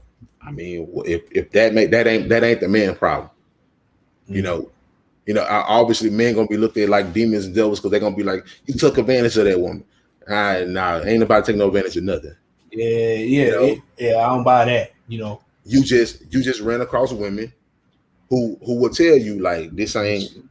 I'd rather be doing my own. Like,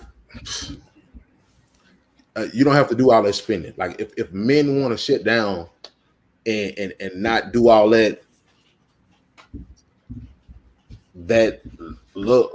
going out type stuff like that, they can do it. And women will just be going out with their friends because it's way more women up here sitting in their houses. Which a man would just come over and bring them flowers and a bottle of wine, then go and sit in a steakhouse. Yeah. Or go and sit at a seafood restaurant. To sit there and watch their dude look at everything else fine that's in them and then get mad at them. And it's a problem, yeah. You the one want to bring where all the fine women was at. You mad because you looking at other women? That's on them. Yeah. So like selling a man losing interest in settling down, because to these young guys, you got, like I said, these young guys, especially coming out of high school and stuff like that. These girls, these high school sweethearts and all that stuff that they be having, they done so much with her already. Yeah. Not saying that they won't settle down. Not saying that some of them won't do it. But at the end of the day, what is the rush? It ain't happening with the majority. It ain't happening. If women want to get results, what you have to do, you have to make yourself less convenient as possible. You got to be the lady that's not on the scene. You got to be the lady that's not in the. You got to be the lady that man rarely sees. Yeah, that's how you gonna catch his attention. No, that's how you gonna get what you want. Like, no, don't get it twisted. It's some promiscuous women out here who get what they want. Well, yeah. It's always gonna be some. It's always gonna be some promiscuous women that get what they want. But at the end of the day, man, it's for the most part, like women.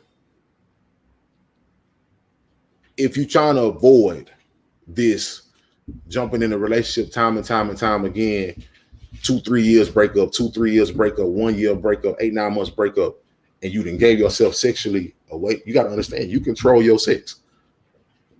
You control your sex. Patience. That's true. The scripture says, let patience have a perfect way. So at the end of the day, you got to be patient. You got to be patient before you give yourself up to a man. And trust me, if you just shut down the shop and stop being so horny yourself as a woman, shut down that shop and just make that man wait. Take me out. Let's go to the movie. Now, ain't no kissing going on. Ain't no coming to my house. I ain't going to your house. You know what I'm saying? I want to really see what you about. I want to really see if you want to get to know me. I want to really see if you want to get to know me spiritually. Do you want to get to know me educationally? You got to think about it. Most of these women are already giving they self up sexually to a man, and they don't even know last name, middle name. They only know his street name. They don't know nothing. They really don't know nothing. Before you know it, you already in sack with somebody. Yeah. And then mad when he move around. Yeah. I'm mad when 12 years, 14, 15 years and passed by and y'all still just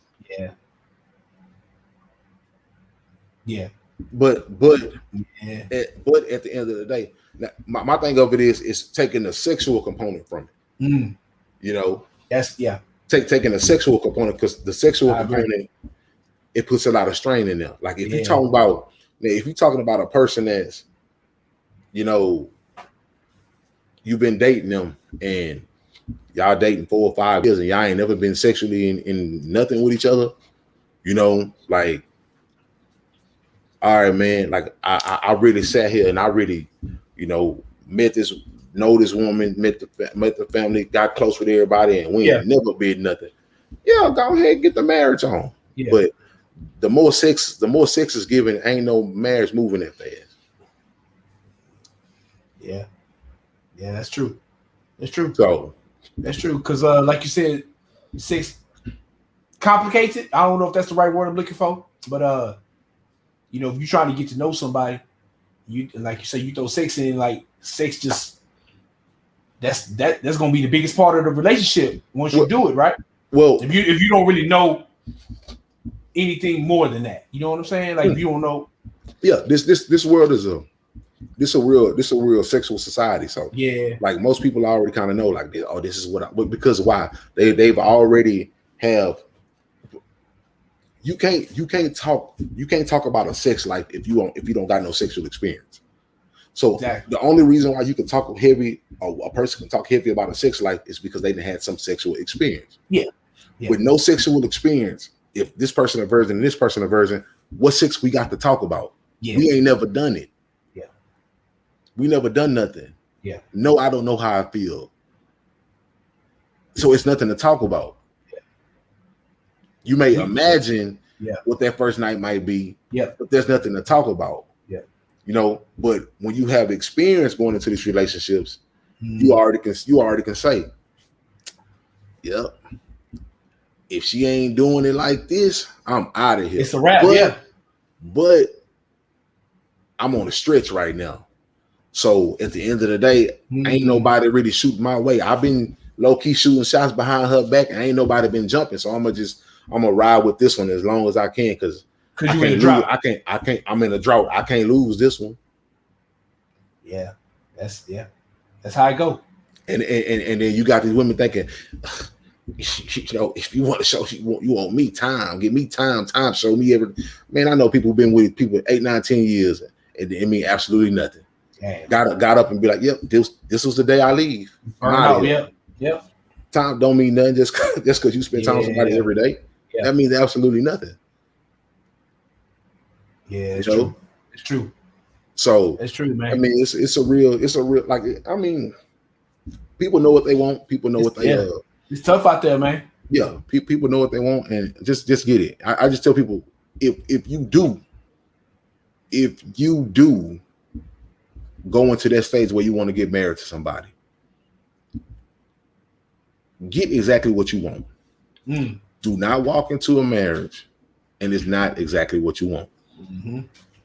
Do not walk in a marriage and it's because of this or because of that or because of this or because of that. No, wrong reason. If you know this is the customized person that you want, don't get married until you get them.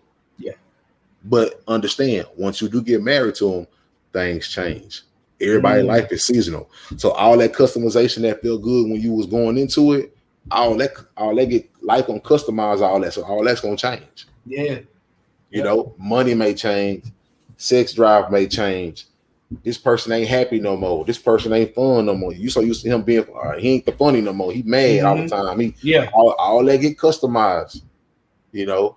Now you're in a marriage, and it's hard for you to run. Well, it's so easy for people to get divorced now. That's a whole nother story, man. Yeah, man. Yeah. So you know, it's a lot that goes into it. You know what I'm saying? That's why I think, man, you know, there's no perfect formula like E equals MC squared. You know what I'm saying? It's definitely not. You know, if you like, I can speak for me personally, man. You know what I'm saying? Like, if I was to vibe with somebody on another level, like, you know, let's just say, like, I ain't never vibed with nobody before we just click.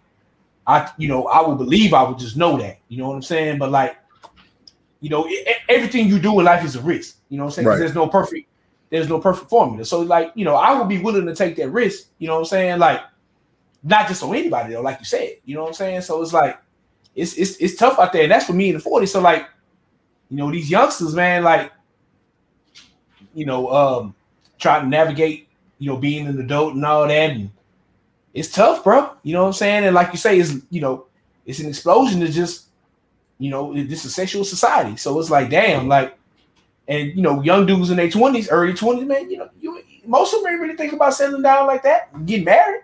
You try, you know, most of them young dudes think about clapping song. That's it. You know what I'm saying? That's it. That's it, bro. That's what to think about it. You know, hey, you know, I can say this, man. Like, I think if everybody just go into it honestly, you know, that would be the best scenario. You know, if you saying as a woman, okay, I'm only, you know, let's just say I want a long-term relationship. I really want something serious.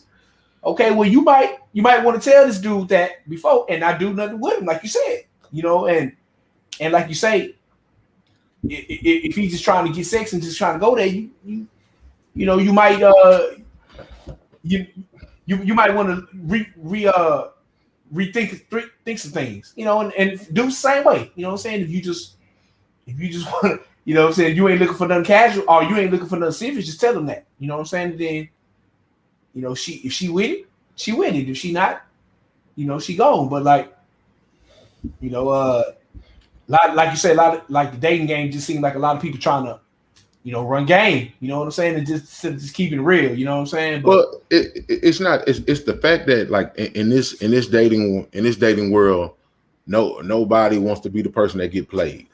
Yeah. Nobody wants to be the person that get used and abused. Yeah, you know what I'm saying? Like that whole see that whole like machismo thing that a man once had. Like, oh man, a man, you know, you like how the so-called people was teaching you, oh man, on a man pull out his wife, and woman should never pull out her wife. No, that got y'all still nowhere. Why? You wanna know why that got y'all nowhere? Because our mamas wasn't like y'all wasn't in the house with our mama. So all that stuff that y'all talking about, they didn't get you nowhere. Yeah, that's true. All that game, people like my dad and them used to try to tell me, what game y'all got? Y'all all divorced. That kept y'all nowhere. Good point. That did absolutely nothing for y'all. You telling me how to be a man, but you divorced. You telling me how to be a man, but you lost your wife. Yeah. So what man are you? Yeah. I don't got no respect for none of that. Yeah, man. Yeah. You know, at the end of the day, I'm not saying that my wife gonna stay either. You know, yeah. I'm not saying that too. I pray that she do, but at the end of the day, it's like, yeah, at the end of the day. So my thing about it is what this man outline that you so-called gave me, it didn't work for you. Why? Because everybody's situation is different. Everybody different, yep. You know. Yeah. It takes a and then what happens is when you have people who want to live by the scripture, you have to think about it. You can't ask a woman to be a Proverbs 31 woman if you're not the man who's acting like a deacon or a bishop. Yep. That's the woman that's catered to that type of man. Yep. You see what I'm saying? It's true. You can't ask for a man who acting like, who have all these criteria that a person who's supposed to be upholding, lifting, and giving the word upholds, but you acting like Jezebel. You can't ask for that. Yeah. And that's what's happening. You always have oil and water in these relationships. Oil and water, yep. A lot. You know? Yep. You have oil and water. You have oil and water in these relationships. Yeah. You know. Yeah. So it's true. This is what happened. You know. So you gotta make sure, and it sucks because this is what this whole equally yoked thing is. See, just because a person go to church don't mean y'all equally yoked. Yeah. Because you can go to church all day, but you gotta be living by the word. You ain't never gotta go step into no church because you just gotta be living by the word. By word, yeah. All the church houses could burn down today. The word's still here. So what church don't mean nothing. The building don't mean nothing. Because church is what? Church is in your heart. Church is with people you fellowship with. You know, church is with your family. And you do what? You live by the word. Yeah. You know? Yep.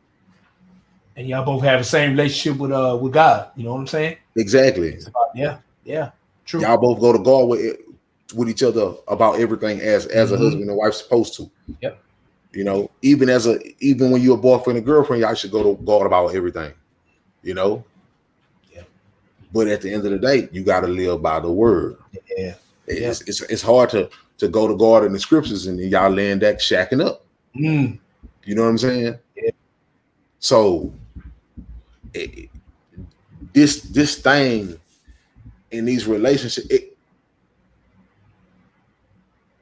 to be in a relationship, to be in a marriage, this is a tight ship. Yeah. You know, it's either one way or the other. Yeah.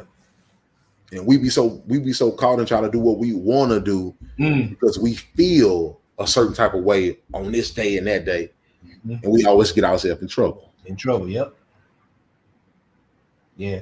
You know, on the outside looking in, marriage don't look like it's no joke. It ain't no game. It's not. When you look at the description of love, when you look at the descriptions of love in the scriptures, it's all choice words.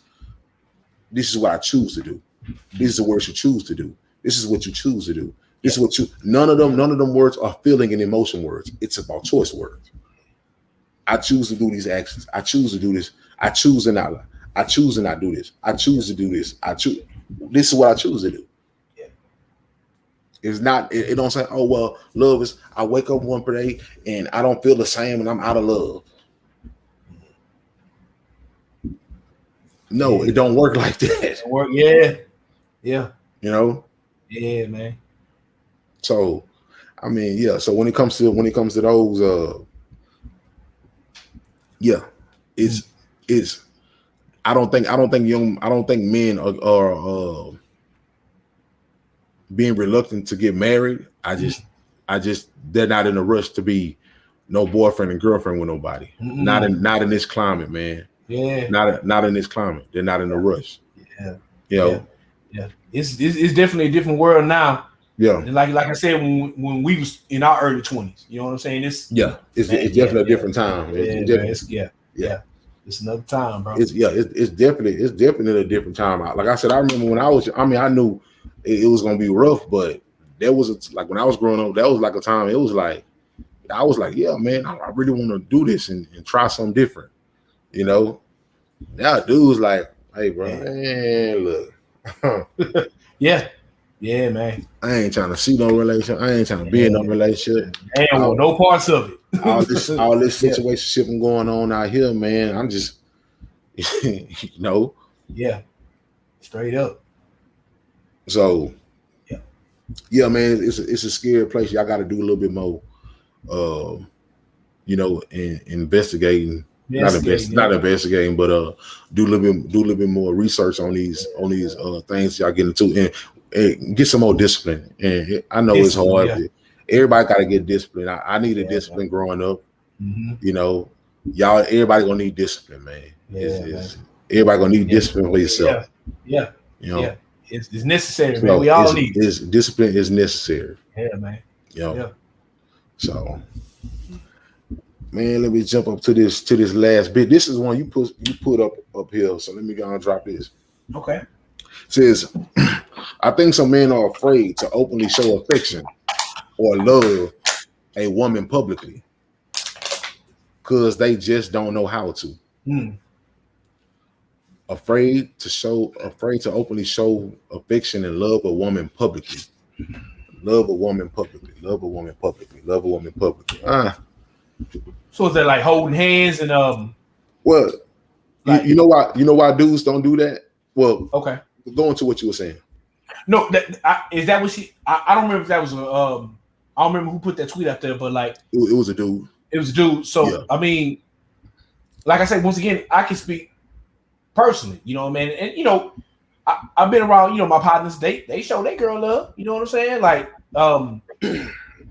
you know you know that they in a relationship and all that. You know, I ain't never just seen too many dudes that really don't show love like that. In a, you know, if you talking about a committed relationship, you know what I'm saying? But like, I'm not saying it don't happen because clearly it was tweeted, you know. But my opinion would be like maybe the dude just ain't feeling you like that, you know what I'm saying? Or maybe he's not an affectionate person. You know, each case got to be different. You know what I'm saying? It ain't like just one case across the board where everybody's the same. You know what I'm saying? Exactly. And like I said, for me personally, you know, yeah, man. I mean, I'm all over my female. You know what I'm saying? If, you know, whenever that time comes, I already know it. You know what I'm saying? But like, I mean, but everybody not like me. We all different. You know think about it. Are you in it behind closed doors, or are you gonna be all in the public with? Oh, but like if we talking like the different degrees, yeah, of course, more behind closed doors. You know what I'm saying? But like, yeah, all that, affection and all, yeah. Outside, yeah, I'm with that too. You know what I'm saying? Like not like too crazy. You know what I'm saying? But like holding hands, hugging, all that. Yeah, I'm with that. I can do that. Touching, caressing. Oh yeah, I'm with that. All right, definitely, bro. I'm glad that person brought up that scenario. Wow. First of all, like you said, man, a lot of people aren't affectionate people. They didn't grow up affectionate. Yeah. Two, why a lot of dudes don't do it in public? Because that don't mean you love that woman. Just because you can tell her you love her all day, it don't mean you love her. It's true. You can hold hands all day, it don't mean you love her.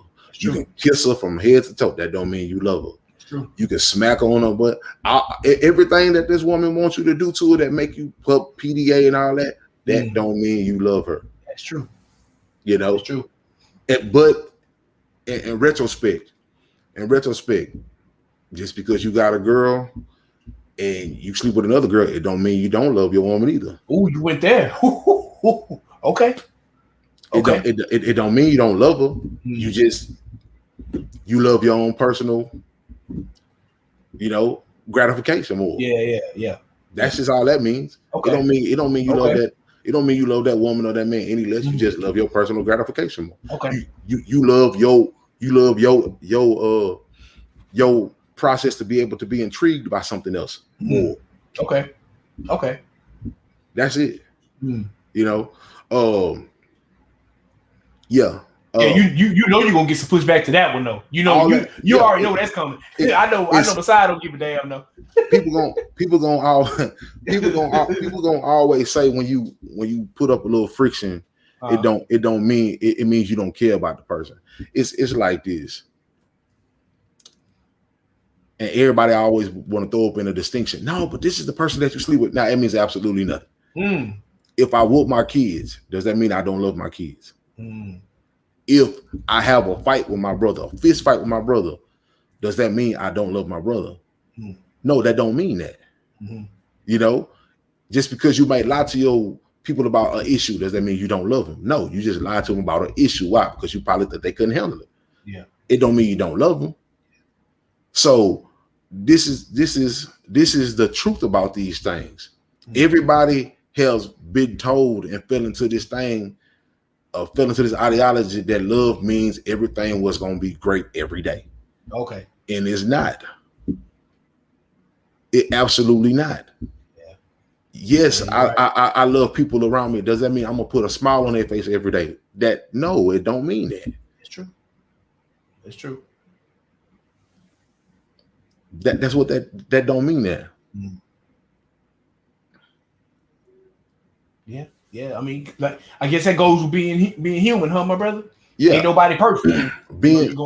Showing a woman affection. Let me tell you why most dudes. Okay. See, this is what women have to understand about dudes not showing them all this type of affection. Okay. It's not that the dudes don't know how to show affection. No, we just only know how to show it during certain times when we're about to have sex. Why? Because every woman we didn't deal with before that, the affection came right before sex. And then what we did when we finished with her, man, you could catch your Uber. Damn. You gotta go. Yeah. You gotta go because I gotta go to my real girl house. That's how I go down. Oh, I'm good. I gotta go to work tomorrow. I'm leaving. Yeah. You don't show affection to nobody else. You only showing it when you know you're about to get something. Okay. It's a reciprocal thing. Makes sense. That's just how a lot of us are wired. And it's hard to reverse that when you've been doing it so long. It's hard to reverse it when you've been doing it to 99.9%. It's a habit. Yeah. And you got to think about it. If you've been doing it for 20 years, that's going to be a hard habit to break. That's ingrained in you. Yeah, it is. Most of the dudes that, like I said, when you look at most dudes from the girls that they met when they was young, high school, junior high, on through college, think about it. It's just been, I was smashing her at her house. She was smashing her at my house. I smashed her in the dorm rooms. That's how you was doing. That's what it was, yeah. That's all it was. You might go to a little fast food place here and there, a little eatery, something. But that's pretty much what you was doing on them stages of life. Just a bunch of smashing. And then when you finish, I'm gone. Especially like when you're doing that high school, college age, especially if you're an active college person, you're an active high school person, you get it in with your girl. Man, I'm gone. I gotta go do this. I gotta go to work. Yeah. Boom, gone. You in college? Oh man, I gotta hit your girl. Boom, I'm going to practice. I won't see you till tomorrow. Boom, I'm gone here. I won't see you till later on. Boom, I'm gone. That's all it is. It's just smash and dash. So that's all you know. Well, let me ask you this: if we like that sounds like that's for people that's like you say, smash and dash. There's no real like deep connection. Let's just say somebody you know in a relationship with, is that a different? They gonna get different treatment, like affection wise, when you out. You know what I'm saying? Or how that's gonna work? Let me tell you, if you a person who laying up under your girl all day, all lovey-dovey, just under her all day, something wrong with you. Yeah. I wouldn't even care if y'all in the house together the whole 24 hours. Yeah. If you just, I just want to be love your affection out. No, something wrong with you, dog. Yeah. No. Something wrong with you. Go off in a corner and think about how to get rich or something. Yeah. Yeah. It ain't no way. Yeah. That's a red flag in a man character. Yeah. I agree with the amount of it, but like let's just say, you know, from time to time, you know, whenever you do show affection, she's gonna you're gonna show her affection, you know, whatever amount it is. I agree. You definitely nothing overboard. You know what I'm saying? It's gonna be according. It's gonna be according to a situation. Yeah. You know. And then on top of that, like doing it publicly, like publicly is if you're gonna show it, it's nothing wrong with like, give me a kiss, boom, sit down. Yeah. But some of these, like, and to me, it's a young-minded thing, because it's really what people do when they're young-minded. It's like when you see publicly dudes all up over their girl and everything like that, it's like they stuck together. Yeah, that's a simp, man. That's a punk, man. Yeah, I'm with. Yeah. You can't be an inch away from her. Yeah, nah.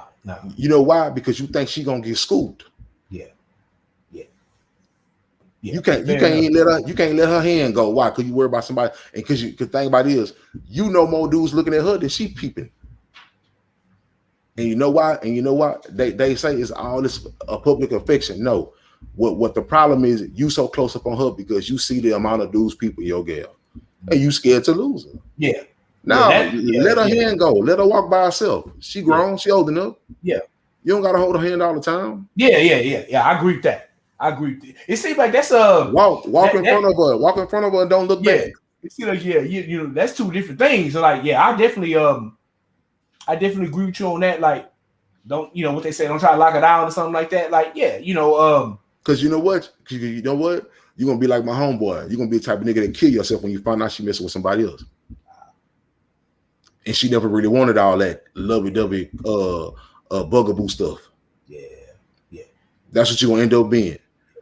You see it all the time. You see these dudes who super crazy behind these gals. Yeah. And then when they find out that she out and about for somebody who don't be all up on her like that. Yeah, start wilding. Yep. Who got that comfort, but man, go handle your business. I'll get up with you later. Yeah. Treat her like that's your girl.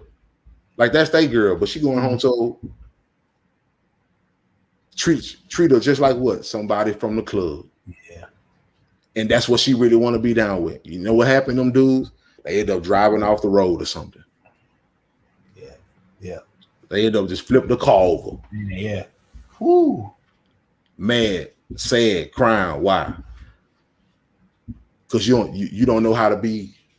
It was like your life depended on being up on that woman, being over and affectionate with her. Now, I ain't gotta do all that. Yeah. I agree. Yeah. Hell no.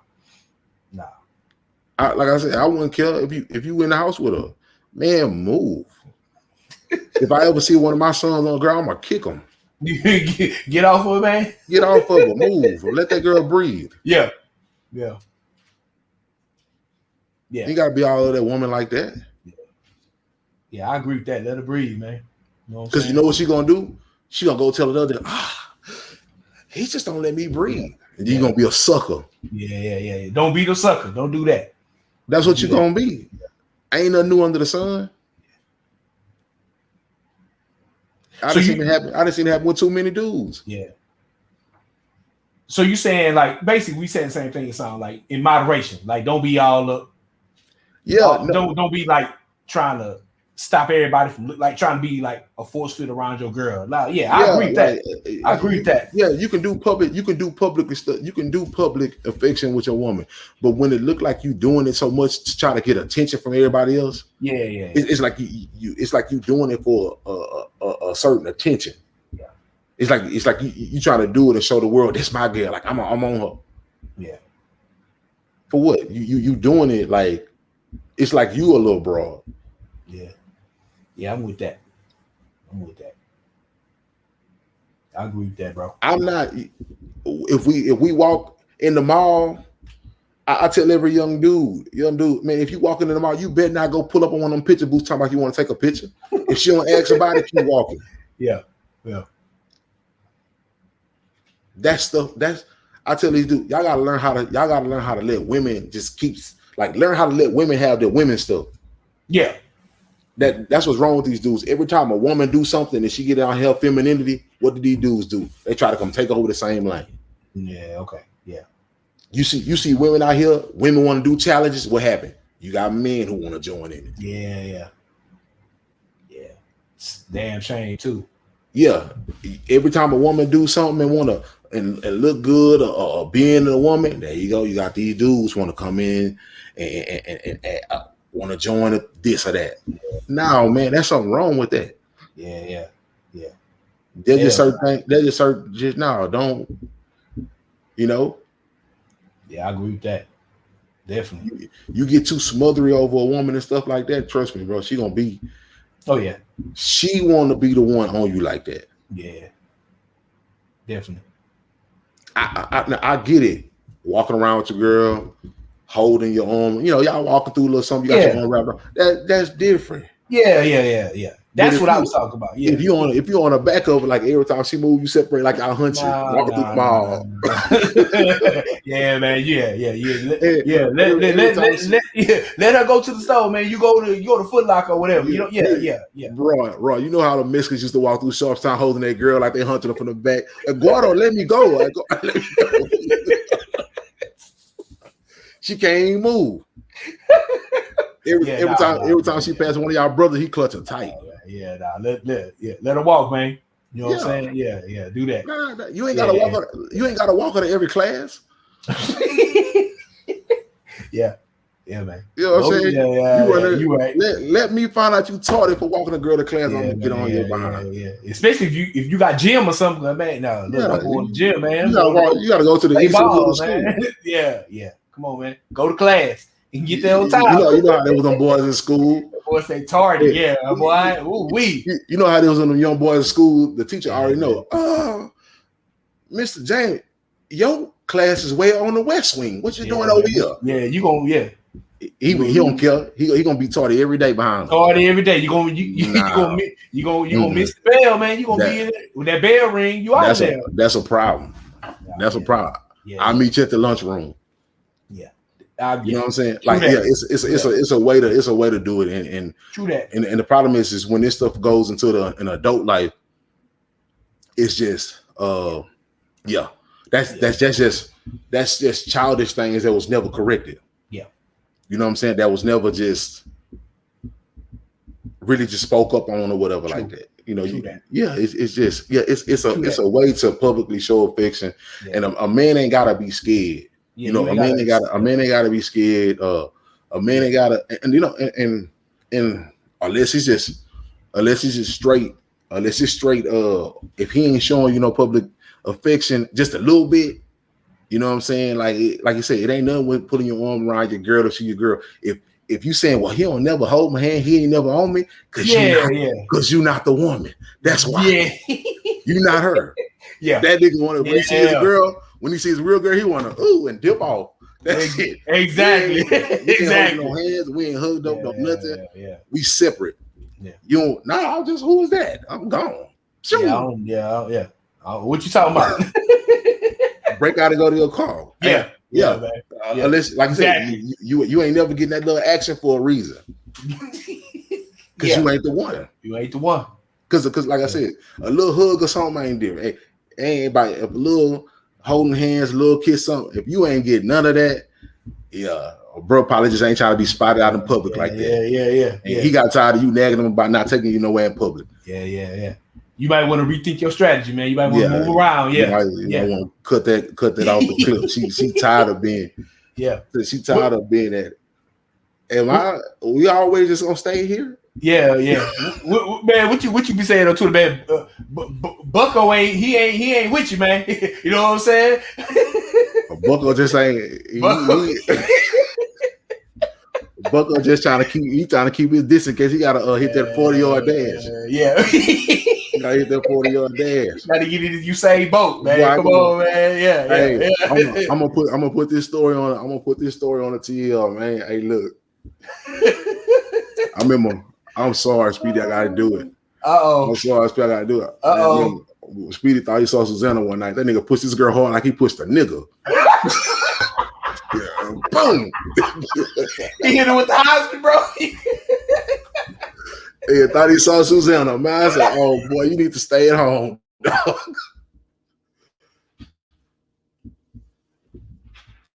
Oh man, but yeah. Oh, bro. You mute yourself, bro. You mute yourself.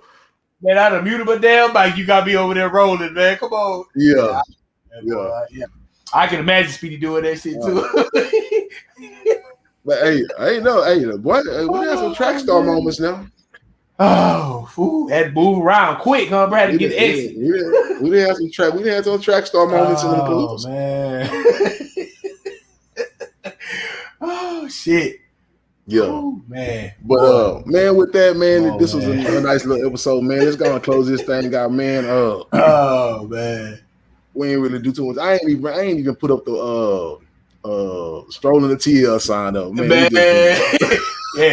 We just be chopping it up, man. You know, them the best ones. You know, y'all know what this was. It's TL. Yeah. You know what I'm saying, man? Stroll Down The TL. I'll make it fit so well. Man, we going down memory lane and everything. Come on, man.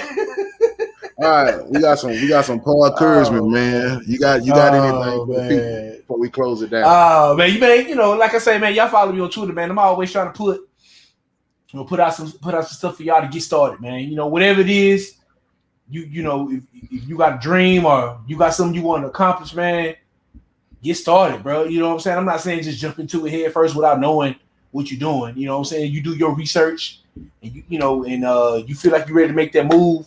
Make that move, man. It's never a perfect time. You know what I'm saying? You ain't never just gonna be 100% ready. Just go ahead. Sometimes you like get out there. You know what I mean? And like me personally, you know, I learned by doing. You know what I'm saying? Like I said, first episode of this podcast we was doing, man. My boy, I was shaking. Woo, I was shaking, man. You know what I'm saying? I was having convulsions. I was so nervous. You know what I'm saying? But like, man, you know, now it's just like, you know, I'm chopping it up with my partner. You know what I'm saying? One of my homies that we just go back from around the way, we just on camera. You know what I'm saying? But like, once you know, it's that first step always gonna be the hardest. You know what I'm saying? But once it get easy after that, you know what I'm saying? Whatever it is, man. You know, one more, man. I like this when I came across it, man. If your dream's not scaring you, man, you ain't dreaming big enough. You know what I'm saying? We do big dreams over here, man. Yeah, big dreams. You know what I'm saying? You know, just shoot for the stars. You know what I'm saying? You can get them. You know, but and that's all I had to say, man. Y'all just, you know, keep at it. Don't stop. You know what I'm saying? What about you, my brother? My Paul encouragement for tonight before we close this thing down. You got somebody to beat. You got somebody to beat. And I get it, man. Life is life has its collective moments, but we all have to do our individual tasks to make these collective moments happen. You got somebody to beat. You got somebody to outperform every day. You know, you got to get up a little earlier. You got to push a little harder. You got to run a little longer. You got to lift a little bit more. You know, you have to study a little bit more. You have somebody to beat, because the more you ascend up that mountain, you got to understand the higher you get to the top of that peak is only minimal standing room. The standing room is limited. You know, so that lets you know when it comes to being successful and being at the top, everybody cannot be at the top. You know, and it's not a bad thing. Success come in levels. Yeah, it do. You know, but you have somebody to beat. You know, you're in competition. You're in competition for what your purpose is. You know, you want to be a public speaker. Guess what? You are in competition. You got to go beat somebody, because somebody gonna be number 1 on the charts. Somebody gonna be number 10. You know, whatever you do, there's a universal ranking system. Yeah, and a lot of the times that universal ranking system predict how you get paid. So guess what? You have somebody to beat. Yeah, that's it. Yeah, you know. So it's put your all into it, or don't put nothing into it at all. And when I mean by put your all into it means you don't have to oversaturate whatever market that you're trying to be in, because that don't mean just more means better. It's just when it's time to shine, when that light on, that camera's on, that it's time for you to, you know, step up to the plate, hit it out the park. Let's do it. Yeah. You know, as long as you know how to perform when it's time to perform, and you prepare when you need to prepare. You know, you got to outperform somebody. You got to outbeat somebody. And life is a race, man. Life is an individual race. As much as y'all want to say we're a collective bunch, life is individual. Yeah, man. You know. Yeah. That's true. So, just keep the hard work in, and that's my Paul encouragement for the night. With that, you can get at us again at QuaLIfy, the number 3 at gmail.com, QuaLIfy, the number 3 at gmail.com. You can get at us on Twitter at MessiahX5 at our place to be. You can get at me on Instagram at TheMessiahBoss. Another thing, yet again, before we close this thing down, put up this banner. I'm going to put up this banner as many times as I possibly can. I mean, this brand as many times as I possibly can. Yeah, man. Suicide prevention. Somebody always listening. The number in the United States, 1-800-273-8255, 1-800-273-8255. The extensions in the UK, 116 through 123.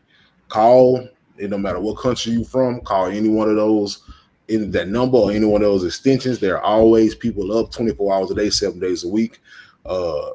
If you just want to talk to somebody not on a broad, big scale like that, man, my DMs are always open. My phone call, you know, I exchange numbers with people, and we can talk. If it's something that you want to just learn how to podcast and get your feelings out there that you don't know how to do, and you want to be a part of the podcast, that is the number. Those are the extensions, and we have our DMs open, and we gave y'all the information. So with that, that's pretty much all we got, man. This is episode 23, QuaLITy Life Podcast. You got any closing messages, Roti? Man, just piggyback off what you said, man. If you you know, you want to call that number, or you hit us up in the DM, man, you know, reach out. Don't be scared, or don't be afraid, or don't think nobody ain't gonna take the time. Somebody gonna be there to listen to you, man. You know, it's just life too fragile. You know what I mean? And you know, that's all I got, man. You know, appreciate everybody rocking with us. You know what I'm saying? And you know, through 23 of these things, man. You know, we gonna keep them coming for y'all, man. All right, you know, appreciate you. All right, much love. QuaLITy Life Podcast. Let me leave y'all with the tunes from my boy JUT. And we are out. Ain't no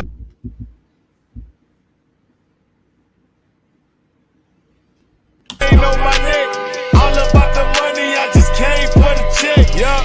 Go get it, go get it. Go get it, go get it, yeah. Light your ass up like some hydro. Is you crazy? They ain't messing around with my flow. That's just how it go. You already know. Yeah, my temper short, like 5-4. Jimmy crack corn, nigga, I don't care. A fresh pair of J's, that's what I'm gon' wear.